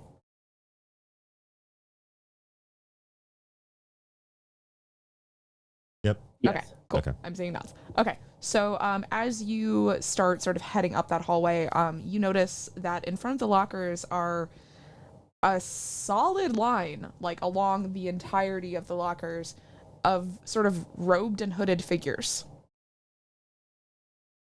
that are just sort of standing there, not moving at all. And you hear in the distance.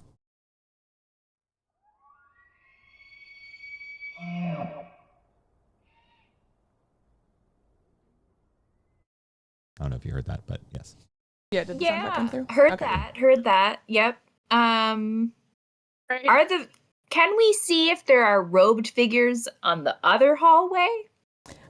Since you are in one of the prongs of the fork at this point, you can see across and see that, yeah, it looks like they're lining both hallways.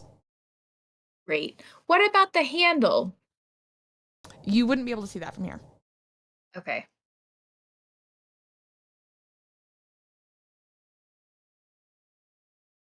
are they What do you looking think? at us? Have they turned to face us as we approach? They have not. They're staring straight ahead. Like straight across. So like if they're if one is staring straight ahead, it would basically be locking eyes with the other one. If they were, if they were sort of engaged in that way. Size are they? Are they kids sized or are they adults? They're about the same size as all of you. Great.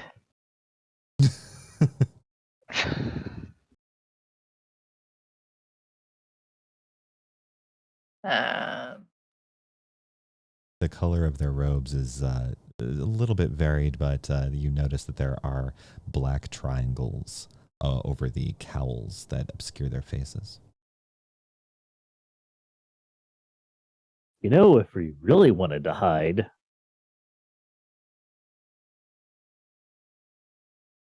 I like the way you think. So you're going to approach? Yes. spooky. I don't like the spooky stuff. As you approach, I you, just like you hear them fire. whispering. Oh, good. That's also great. Our special skills are outside skills. We're outside kids. Why'd you do this to us? I'm not laughing at your suffering, but also that was I am. very. We're outside kids. You get closer.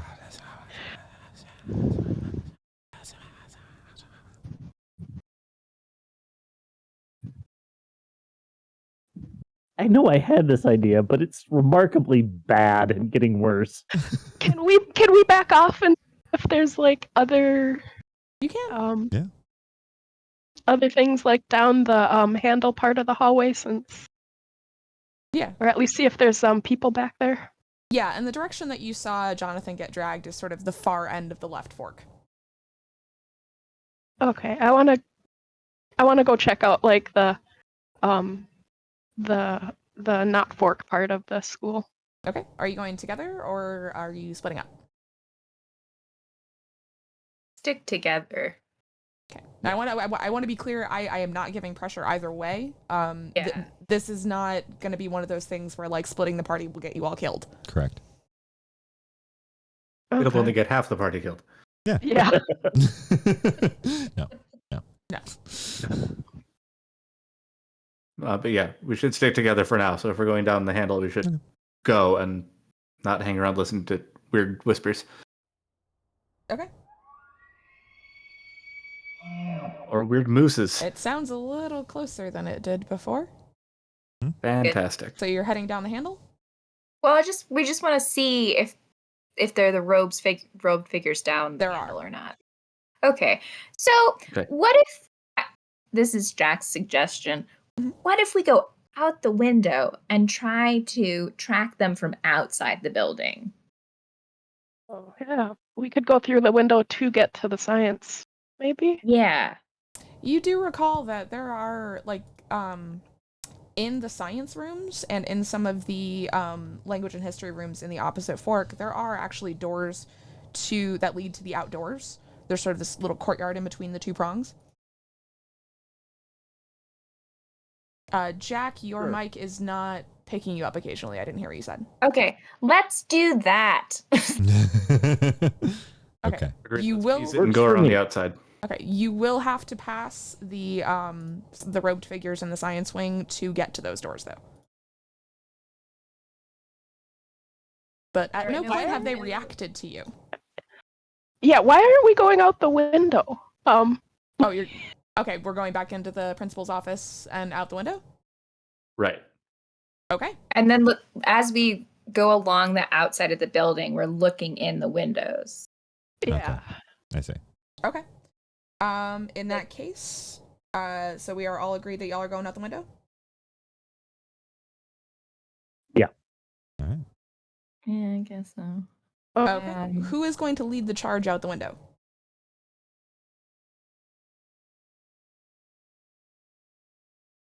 I Guess it's will. me. Okay.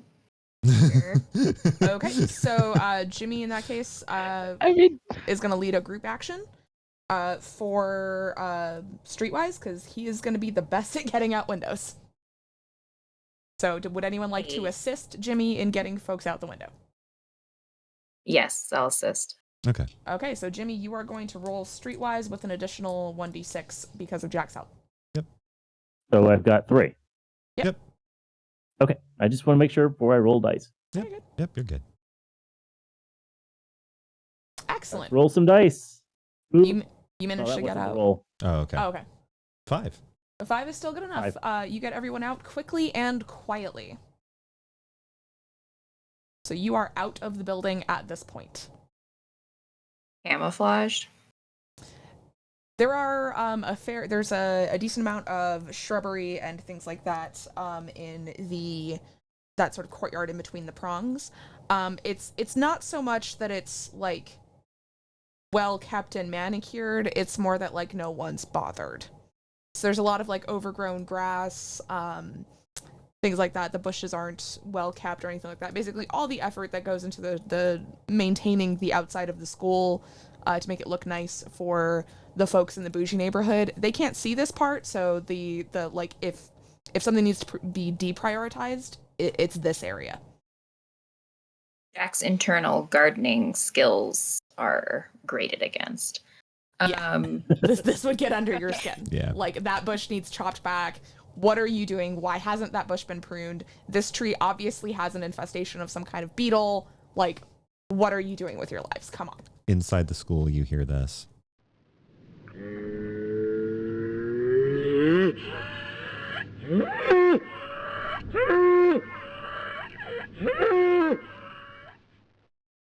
Okay, onwards. Onwards we go. Let's get to that science room. Camp Yeah, buddy, choose it. camp buddy, camouflage skills activated. Maybe also, what is it? The thing that hides our tracks. The Cover our trail. Cover a trail. Excellent. Jeff, do you have that click sheet up? I'm actually bringing it up right now. Thank you very much, Dan. Okay, bye. It's fine. Things just fall. Okay, camp buddies. When outdoors and engaging in stealth, the clique members receive +1 position to their action roll that they are using to hide. Okay. Seems relevant. Okay, so you are going to basically be skirting up that sort of center area of the fork. Bear in mind that there's glass walls on either side, and you have a pretty good impression that he's up the left fork. So are y'all... Okay, do they have to roll anything for that, or is it just an automatic? It's an automatic thing. Okay, so you guys successfully sneak up to the right fork. There is an entry into what looks like, we're using my high school. I'm just going to use names from my high school. Miss Bailey's science room. The door is locked, though, or at least it doesn't open easily when you hit the handle. Lockpicks, unite. Lockpicks. Jimmy, let's do this. Let's pick some locks. Let's do it. Okay, you're doing it together? Yeah. Okay, Yes. Jimmy, you can take an extra d6 for the assist. So that's 3 again, yes? Yep. Is anyone keeping lookout? Right. Keep lookout. Dell, keep lookout. Okay. Okay. Rolling. 5. It's a 5. Okay. Excellent. You managed to pick the lock. And the door opens.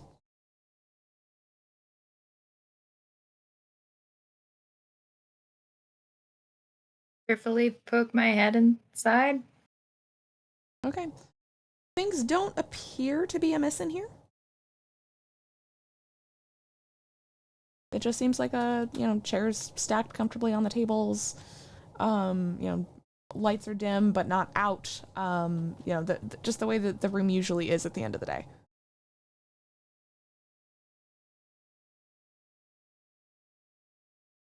It's exactly what you would expect. What do you think?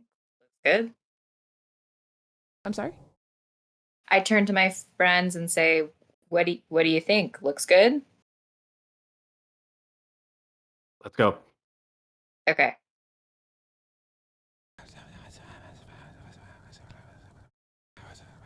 So we slip into the room. You do. You can hear whispering from the hallway, sort of coming through the door. It's a little bit louder, but it's not obstructive necessarily. You recall that anything of interest is probably kept in Miss Bailey's office, which is a room, it's a door adjacent to the blackboard at the front of the room. Great, Is head it straight locked? there. You head straight there? Yep. Yep. Okay. Normally this door is locked. It is not locked right now.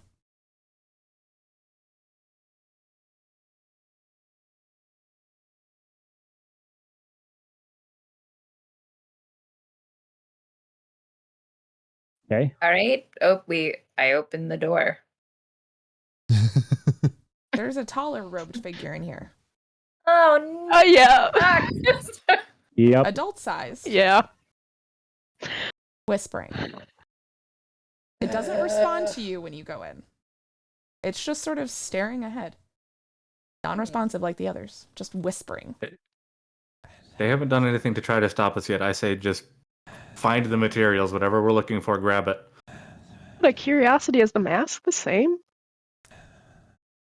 Yes. Since this one is taller though, if you wanted, you could possibly, it looks like there might be a little bit of a gap between the bottom of the chin and the throat.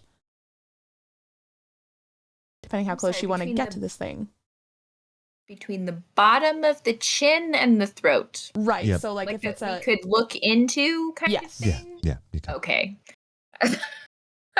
I thought you were telling us to go for the jug. I mean, you could. I don't know your life. Jack's gonna sneak and try to see underneath. Okay. You see, it's really hard to tell what it looks kind of sparkly, and even this close, because like bearing in mind that this is a gap like literally from where the mask is hanging off the chin, that like you're basically like up in this person's business. This person hasn't responded or reacted to you at all. They're just continuing to whisper as they had been.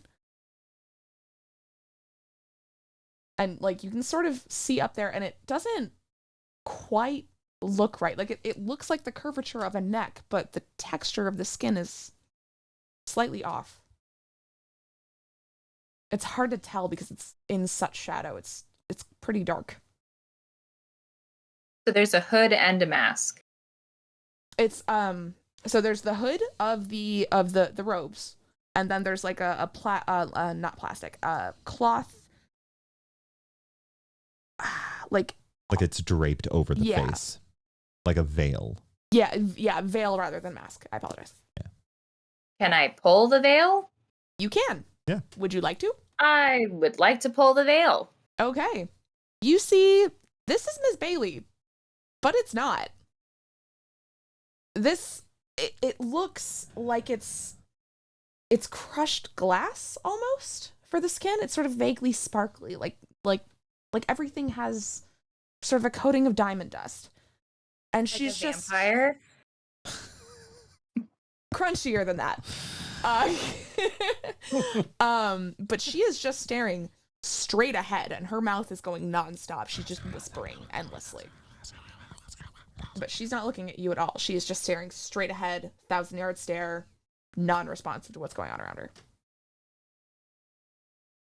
Y'all, there's a monster out there that wants to kill us and hates us all. Okay. Let's just get the fire. This is freaking me out. That's Okay. my time. Oh, that's your time? Okay. Okay. So do you want to just be blue thumbed? Does that work? Sure. Okay. Bonk my head on the shelf. We'll No. You're good. No, Just go ahead. We got okay. you. Basically the blue thumb is just basically you are an NPC and you get all the experience and all that cool stuff. All right. Thank All you. right. Yeah, thank you. Yeah. Okay. All right. So y'all go, I'm assuming rooting through the cabinets and whatnot in her office? Yes. So you would find so very many flammable things. You would find things like formaldehyde, butane. There's even a propane tank down there. And you remember that sometimes Miss Bailey would have like little cookouts and whatnot in the summer for the warmer months, so like late spring, as like a class reward, that kind of thing. So like there's a propane grill, there's lighters, there's Bunsen burners. There's a ton of isopropyl, all kinds of stuff. If you want a fuel for some kind of fire, there is many options here for you. We take them all. I will also take this opportunity to remind you that you don't know where Jonathan is or if he's even conscious. So perhaps lighting this place and up we should may maybe not be not a burn good the idea. student. No. I mean, but we take them all, right? Yeah. We take them with us. Oh, okay. Okay. Gotcha. We don't just throw a match in them. Now I'm assuming that y'all aren't going to be taking the propane tank, which is approximately the size of one of y'all's chest cavities at this point in your lives. So I'm assuming you're wanting like the little butane guys. I mean, Yeah, unless we and- could set a trap. We are camp people. You could. I mean, that would be something in our skill set. It would be. Yeah. So are you wanting to rig up a trap? Maybe in the court, in the overgrown sad garden. Yeah. If we could, how would we get it outside, though? We might not be able to get it outside, but we could roll it right to Jack, that your mic's junction. cutting again. Yeah, you could roll it right into the junction, sort of lure it there. But Jack, we didn't hear anything you said. I apologize. Sounds good. Okay. It's gonna roll a big, heavy, big, clanky propane tank.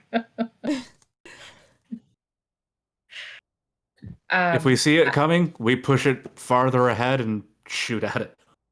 Yeah.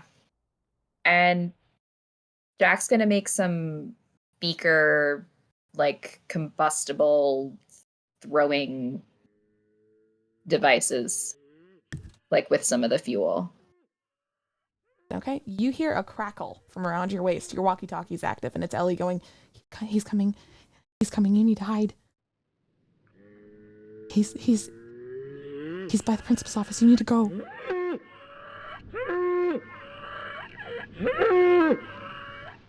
Okay. All right. We're going outside again with as much as we can carry.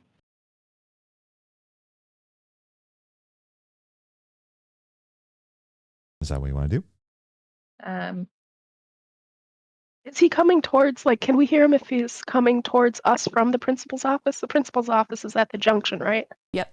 And you hear something heavy moving on what sounds like. Have you ever seen a person walk across broken glass? Yeah. Like the sound associated with like stepping on broken glass. It sounds like that's what's happening. Like something heavy is just stepping onto broken glass with each step, just crunch, crunch, crunch. And it's heading your way. Propane tank to the courtyard. Okay. Blow it up when it comes outside.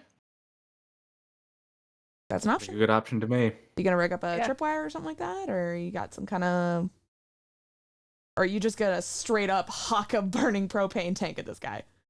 Molotov cocktail? There should be, like, some alcohol. I don't know.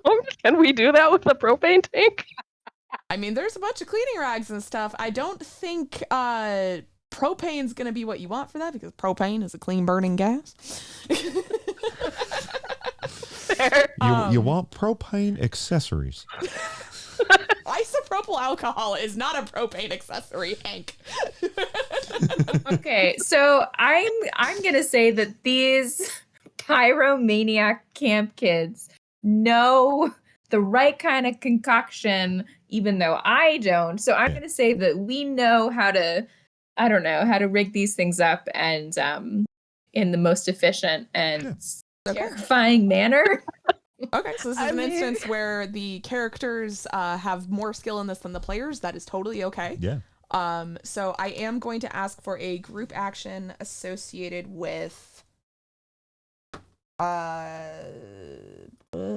is there something in the click sheet that would cover this, or should I go with sort of a combination of finesse and sneak?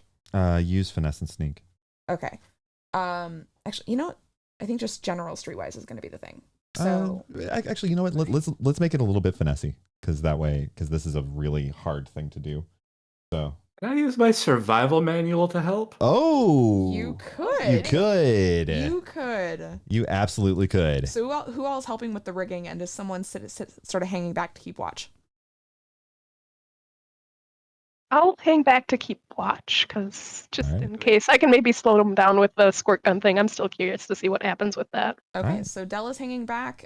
Jack and Colt are rigging this up. I am going to... So in that case, it's going to be a finesse roll with an additional d6 because Colt is helping, with an additional d6 because of the survival manual. Yeah. So whatever the finesse would have been, plus 2d6. Okay. That'll roll. Whichever of you.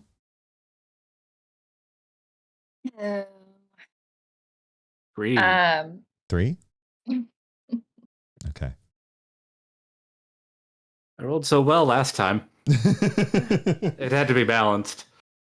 Yeah, I rolled a 2. Okay. Ooh.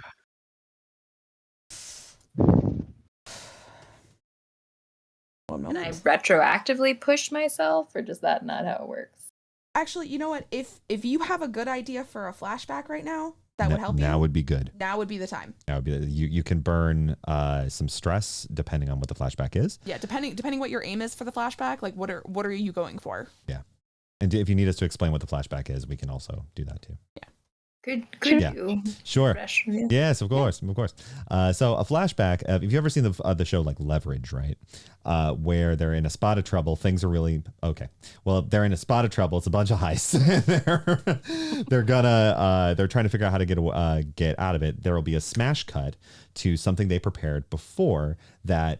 Turns out they did plan for this complication, and this is how they do it. And the way it works in the game is that you can flash back to you solving this problem you're in right now for the cost of some stress. Mm-hmm. And so depending what sort of resolution you like or what sort of skill you would have developed in the past to deal with this, we'll sort of negotiate stress at that point. Okay. I'm picturing the flashback being the bunch of us sitting around a campfire, intellectually debating the best, most efficient, and quickest mechanism for concocting a explosive device triggered by a tripwire. Okay. Does that guess that? You remember you sort of got into kind of a heated debate with Jimmy about what the best course of action would be for like an improvised sort of Molotov that would get someone off your back in a pinch.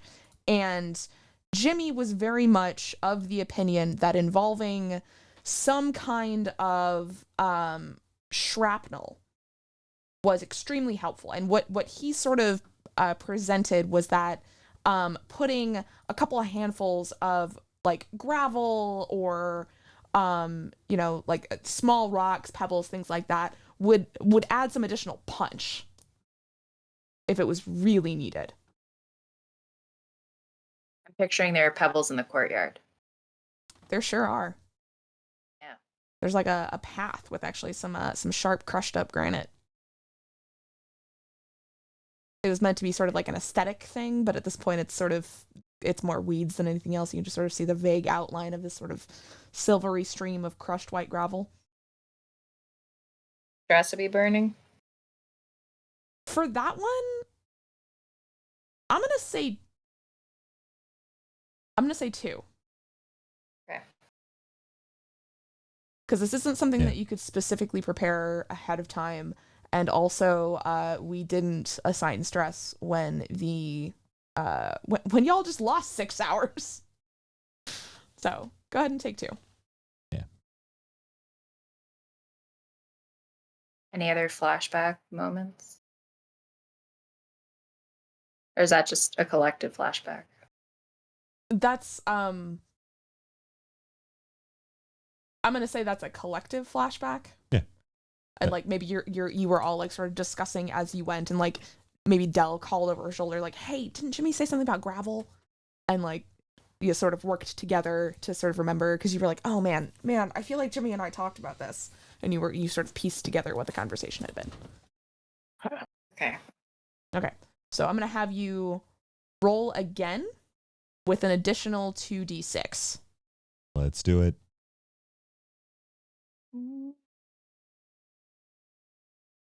That's a lot of D. It is. I am a 12-year-old boy. I can't be trusted with phrasing like that. Sorry. That's okay. So what'd you roll? What did I roll? I rolled a 4. A 4. Okay. I mean, there were 3 4s, but still. That'll do it. So you see this thing come up into it, just crashes through the door to the room that you're in. Like, this is a game. This thing knew where you were the whole time. It did not care.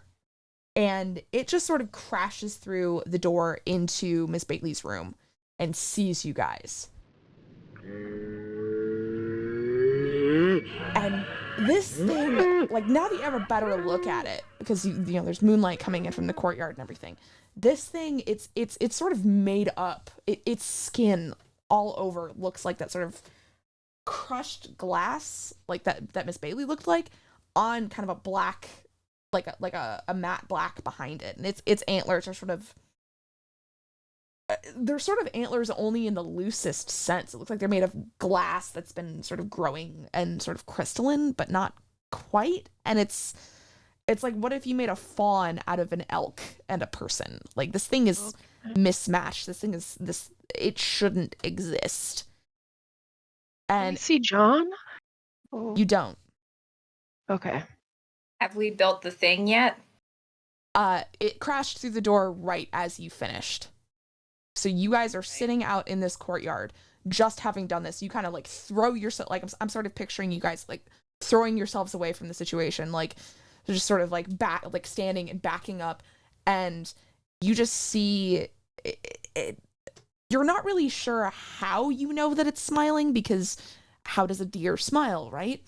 But you get the sense that it's just like that sort of Grinch grin. It just sort of curls up and just is very satisfied with itself. And he just steps over like wholesale the lab tables and things like that. Just like steps up onto them and off. Like, this thing is nimble. Little ones. You've been incubating. So good to see you. Do you like what I've done? You should. You absolutely should. Colt, What did you? the hole in your mind, it's gonna grow. Oh no, the last time. Jack, the soil will never tell you a damn thing. Dell, the island is out of your reach. And Jimmy, sweet... I want to shoot it in the face just to stop it from talking. Okay. Second that, I'll try out my gun on this thing before we explode it. Assess. I just want to figure out where its glass mouth is and break its window. Okay. So go ahead and roll 3d6 on that. 6. Okay, you shoot the jaw straight off of this sumbitch. And you just 6, hear... a 6, and a 4. The dice wanted this to happen. Oh, that's 2 6s. That's a crit. That is a crit. Oh, is it? So yeah, you shoot the jaw straight off of this thing in like full on like John Woo kung fu. You get like a flip in, like you're really feeling yourself, and this thing's jaw is just gone. It basically Well, should be seen and not heard. Oh!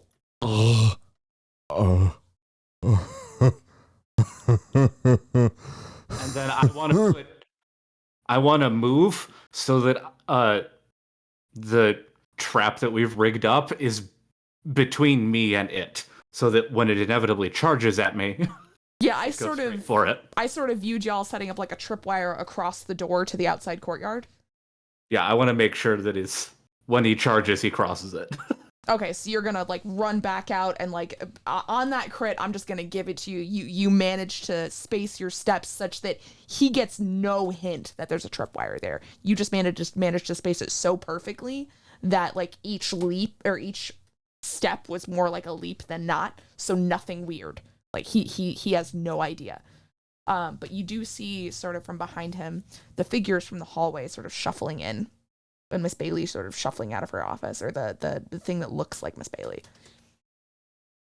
because he's mad.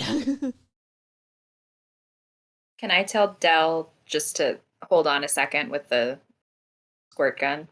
Yeah, I like after seeing like a jaw shot off, like I wasn't expecting that. I was more scared like nothing was gonna happen. Yeah. So this thing is coming for you. Is there anything anybody wants to do before it tries to come outside?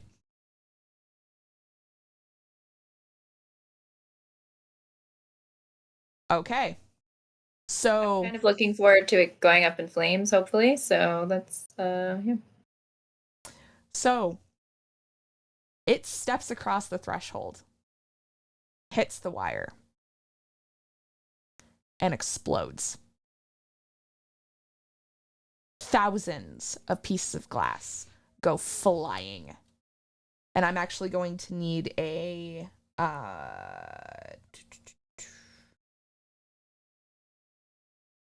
you know what? Let's just call it a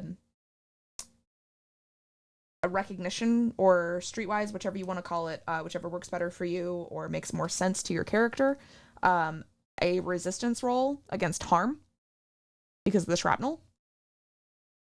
So go ahead and make me a resistance roll, or you're going to take one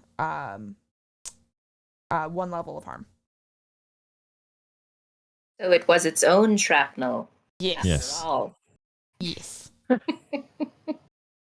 5. All right. So the way resistance rolls work is you suffer 6 stress minus the highest die result from your resistance roll. So you got a 5. That means you only suffer 1 stress. We're using recognition or streetwise. Whichever one is higher for you. Yeah, neither. Or makes more Alright. sense to you for your character to use. Okay. All right, Otter Song, give me some good luck. All right, we got a 5.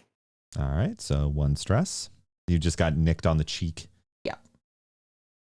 It's dashing. Yeah. And 2. 2. Okay. No, I got a 5 too. Oh, okay. Yeah. Then just 1 stress, and again, like you blew up a giant thing made of glass. You just get a couple of cuts on your cheek. You know, maybe your shirt gets torn a little bit. Yeah. The And then Colt, I believe is gonna need to make one. yeah, go ahead.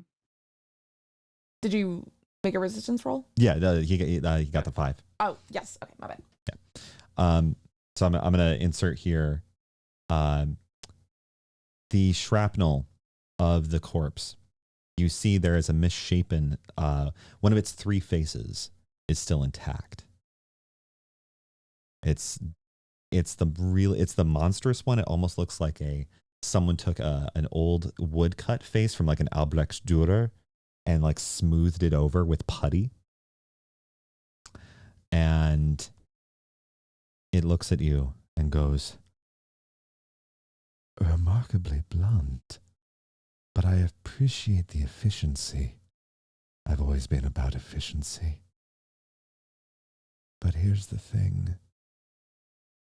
The photos, Darcy, they're still in play. I'll do what I can, but I can only hold them off so long. Oh. Of course, I set them on you to begin with. So, here we are, you and me, together at the end. Oh, don't worry, though. You'll meet my employer soon enough. And at that, from somewhere behind you, a rock just smashes into its head. And Ellie comes up behind you. End of what? End of nothing. She kicks it, throws it away, and says, all right, guys, I found Jonathan. I don't know where the photos are, but I found Jonathan.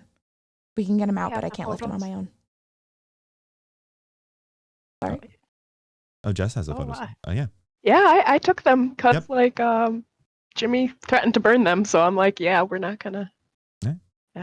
Okay. But are those all the photos? Like, Jack was in one of the photos that Darcy took in the woods. Is that one there? Strangely, the photos do not show you, even though you were the subject.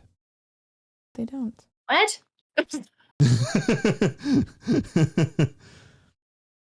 Okay. Jeff, I'm gonna leave that one for you to describe. So what you see when, like, Del, do you produce the photos to look at real quick? Yeah. I take them out of my backpack and hand them. So you produce the photos, and earlier you saw Jimmy, but it was sort of a Jimmy at an angle, Jimmy at a sort of Zapruder film Jimmy, as Tolkien put it. This, you see that Zapruder film Jimmy slowly transform. The figure starts to change, and it can't quite decide. Sometimes it's Colt, sometimes it's Del, sometimes it's you, sometimes it's Jimmy, sometimes it's Ellie, sometimes it's Jonathan.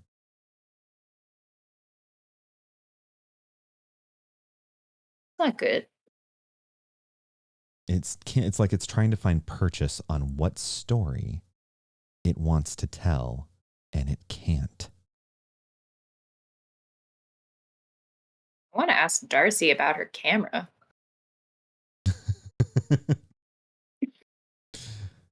So, as you're staring at the photos, you notice then that both figures, the deer and the misshapen person, stare directly out. They slowly rotate from battle to just full front profile, staring at you, Jack. For her photos. No, I don't know. I mean, like, what are they moving? Are they just like a weeping angels moment? Are they coming out of the photo? They are staring, and then you see in sort of this kind of crossfade stop motion kind of deal, they extend their hand toward you. And you all feel this rush of wind, the rush of heat on your back. And you close your eyes instinctively, and when you open them again, you're in a forever ebony desert. The black sands are everywhere. You see a fire pit over to your left. Ahead of you, in the distance, are walls coming out of the sand, evermore. There are 2 suns. There are 2 moons, framing the entire tableau. And immediately in front of you is the thing that was Principal Gordon. That horrible monstrosity of deer and moose and elk and man, suspended in air, with his chest shining, looking down. So, we're finally here. I had such patience, such plans. But the thrill of hunting got to me. And now you get to have it.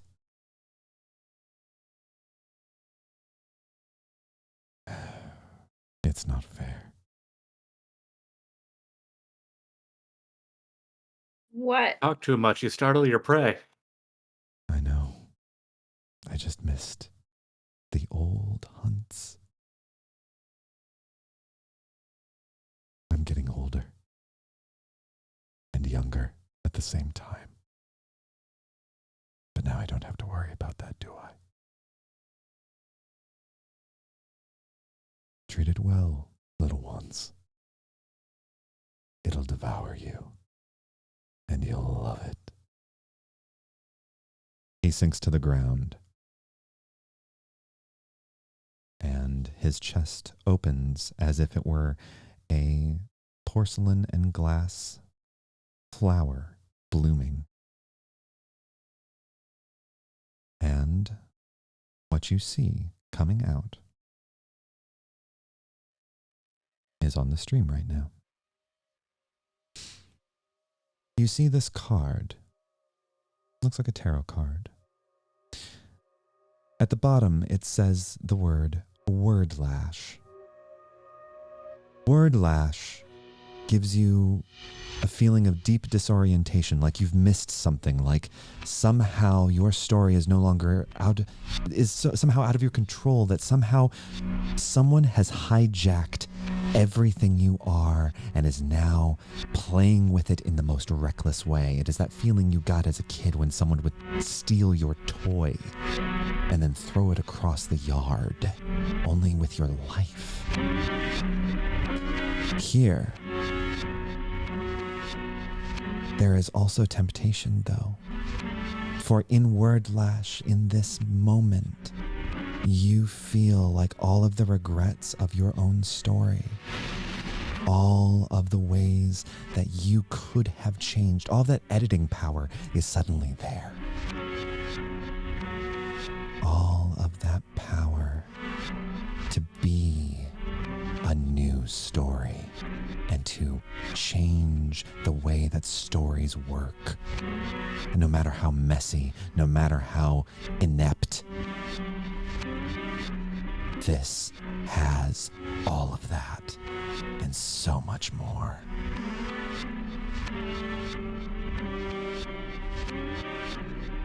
Who will pick up that card?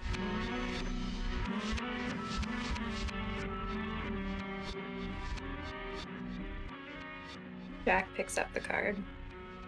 Okay.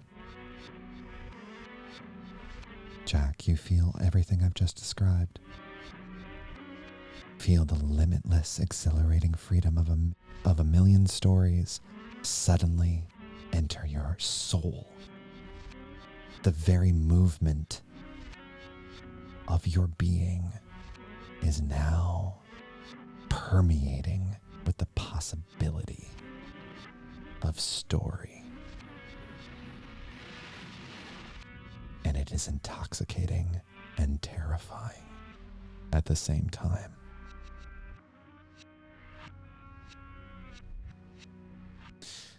The desert begins to melt away, as it has in the past.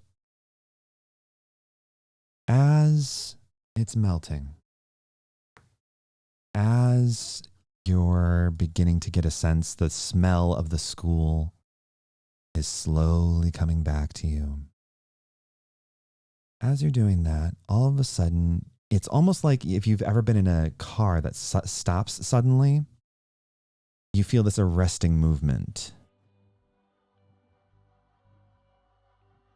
And it seems like you're stuck between halfway a melted school blended through pixels and striping and a melted desert.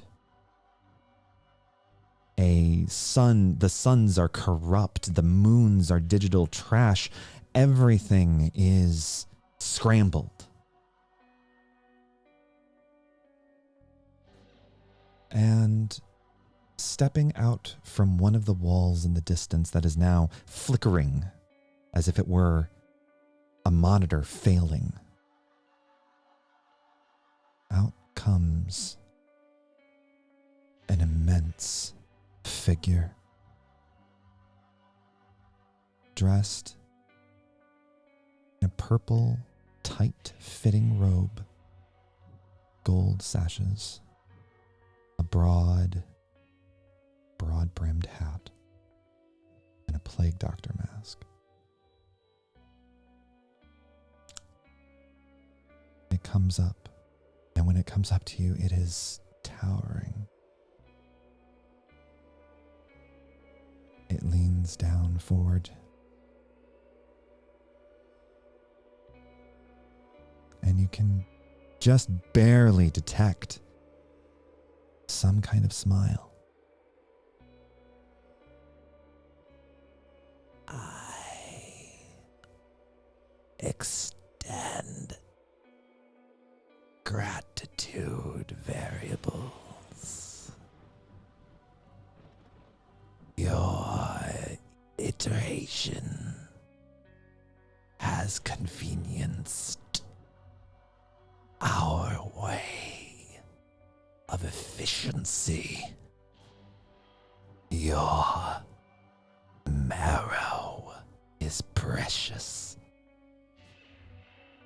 and we eagerly anticipate the working of your femoral, lovely veins. Your stories are our minutes, and we are always. A clawed hand gently moves a hair from your brow, Jack. Stay your precision. We eagerly anticipate.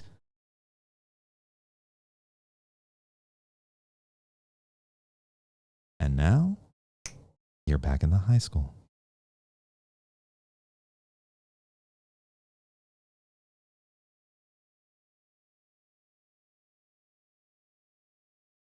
Can I Did check everyone out? else get stuck too, or just me? It was almost all of you.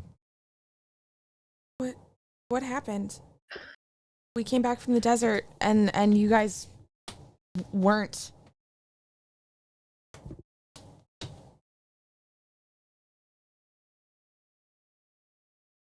Did you all see that purple thing? Jack, are you okay? Like, I'm sort of freaking out here because, like, Dell, like, like, had a run-in with one of those cars, and Jack is just, like, blowing it off, like, hey. I need a resistance roll, by the way. Yeah, by the way, you all take about 4 stress from that one. I'm gonna make them resist the full 6. Okay, yeah, go do that. You roll 1d6. Yeah. And whatever you get on the die is how many of those 6 you resist. Correct. 4.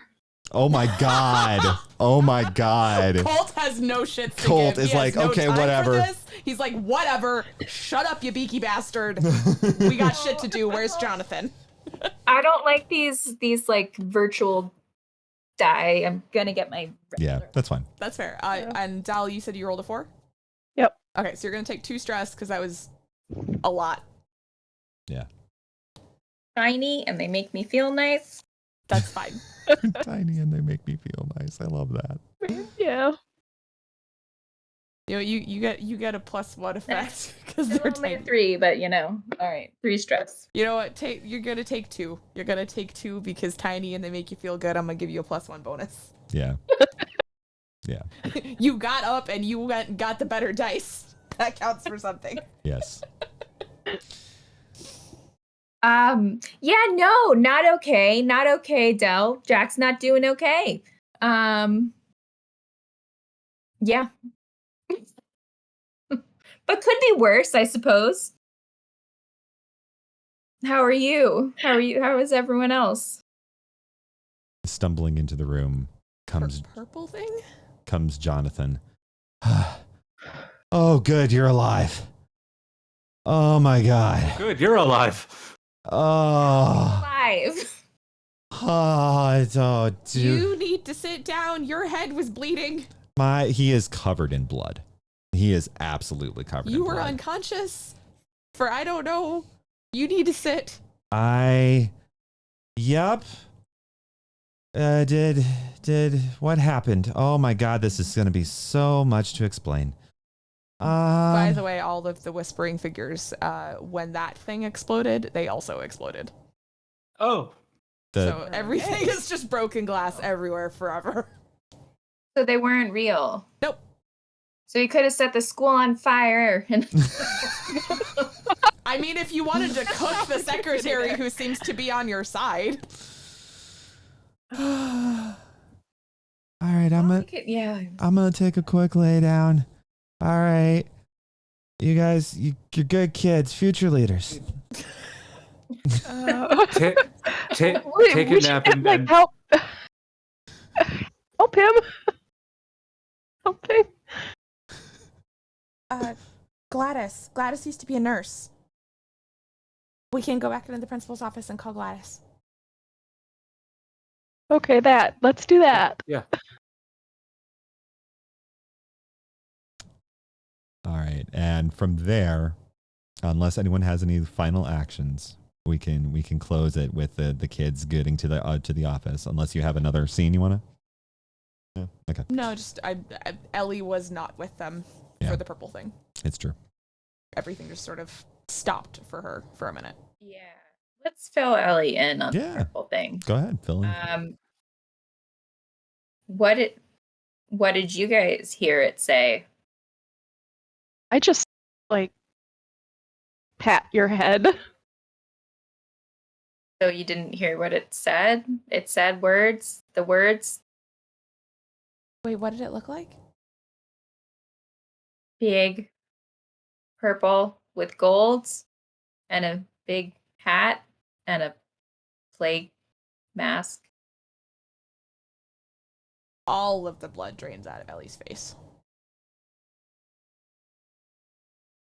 What does that mean to you, Ellie? It means we're in trouble, and it means that I can't.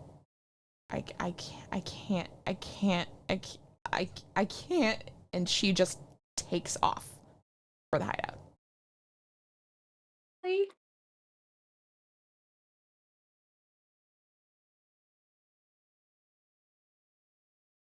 A very inconvenient coyote just like howled out back. That was ill-timed. Or By the well-timed. Colt. All timed. Coyote. Colt, I will be DMing you because you feel a tickle in the back of your mind. Okay, Jeff, real question, are the sirens you, or No, are the sirens outside? The sirens are outside. Okay.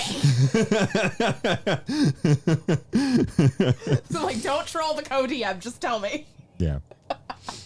So yes, Colt, Okay. you definitely feel a tickle in the back of your mind, and I think that's a good place to call it. Yep, that seems like a great place to call it. I am going. Y'all have homework though, because I would like the downtime stuff to be a little bit quicker. You get 2 downtime actions. The option thereof, each time we do downtime. So take a look in the book. I believe that is pages 30 to 34. And have an idea of, if you're going to take them, what your 2 downtime actions were when we get back next time. Okay? All right. Good. All right. Sounds good. That's it on my end. Thank you so much to Talkendo, to Ethan, to Sycamore Lee, to Jess for tonight's game. It was a huge amount of fun. I had a lot of fun, at least. I hope you all did too. And thank you all to all the viewers. I appreciate you. I think you all are wonderful. Thank you for the bits and the subs and the chat and all of that. You are all just wonderful people. And I hope that your hours are never filled with regrets and that you will be seen on the other side. Take care.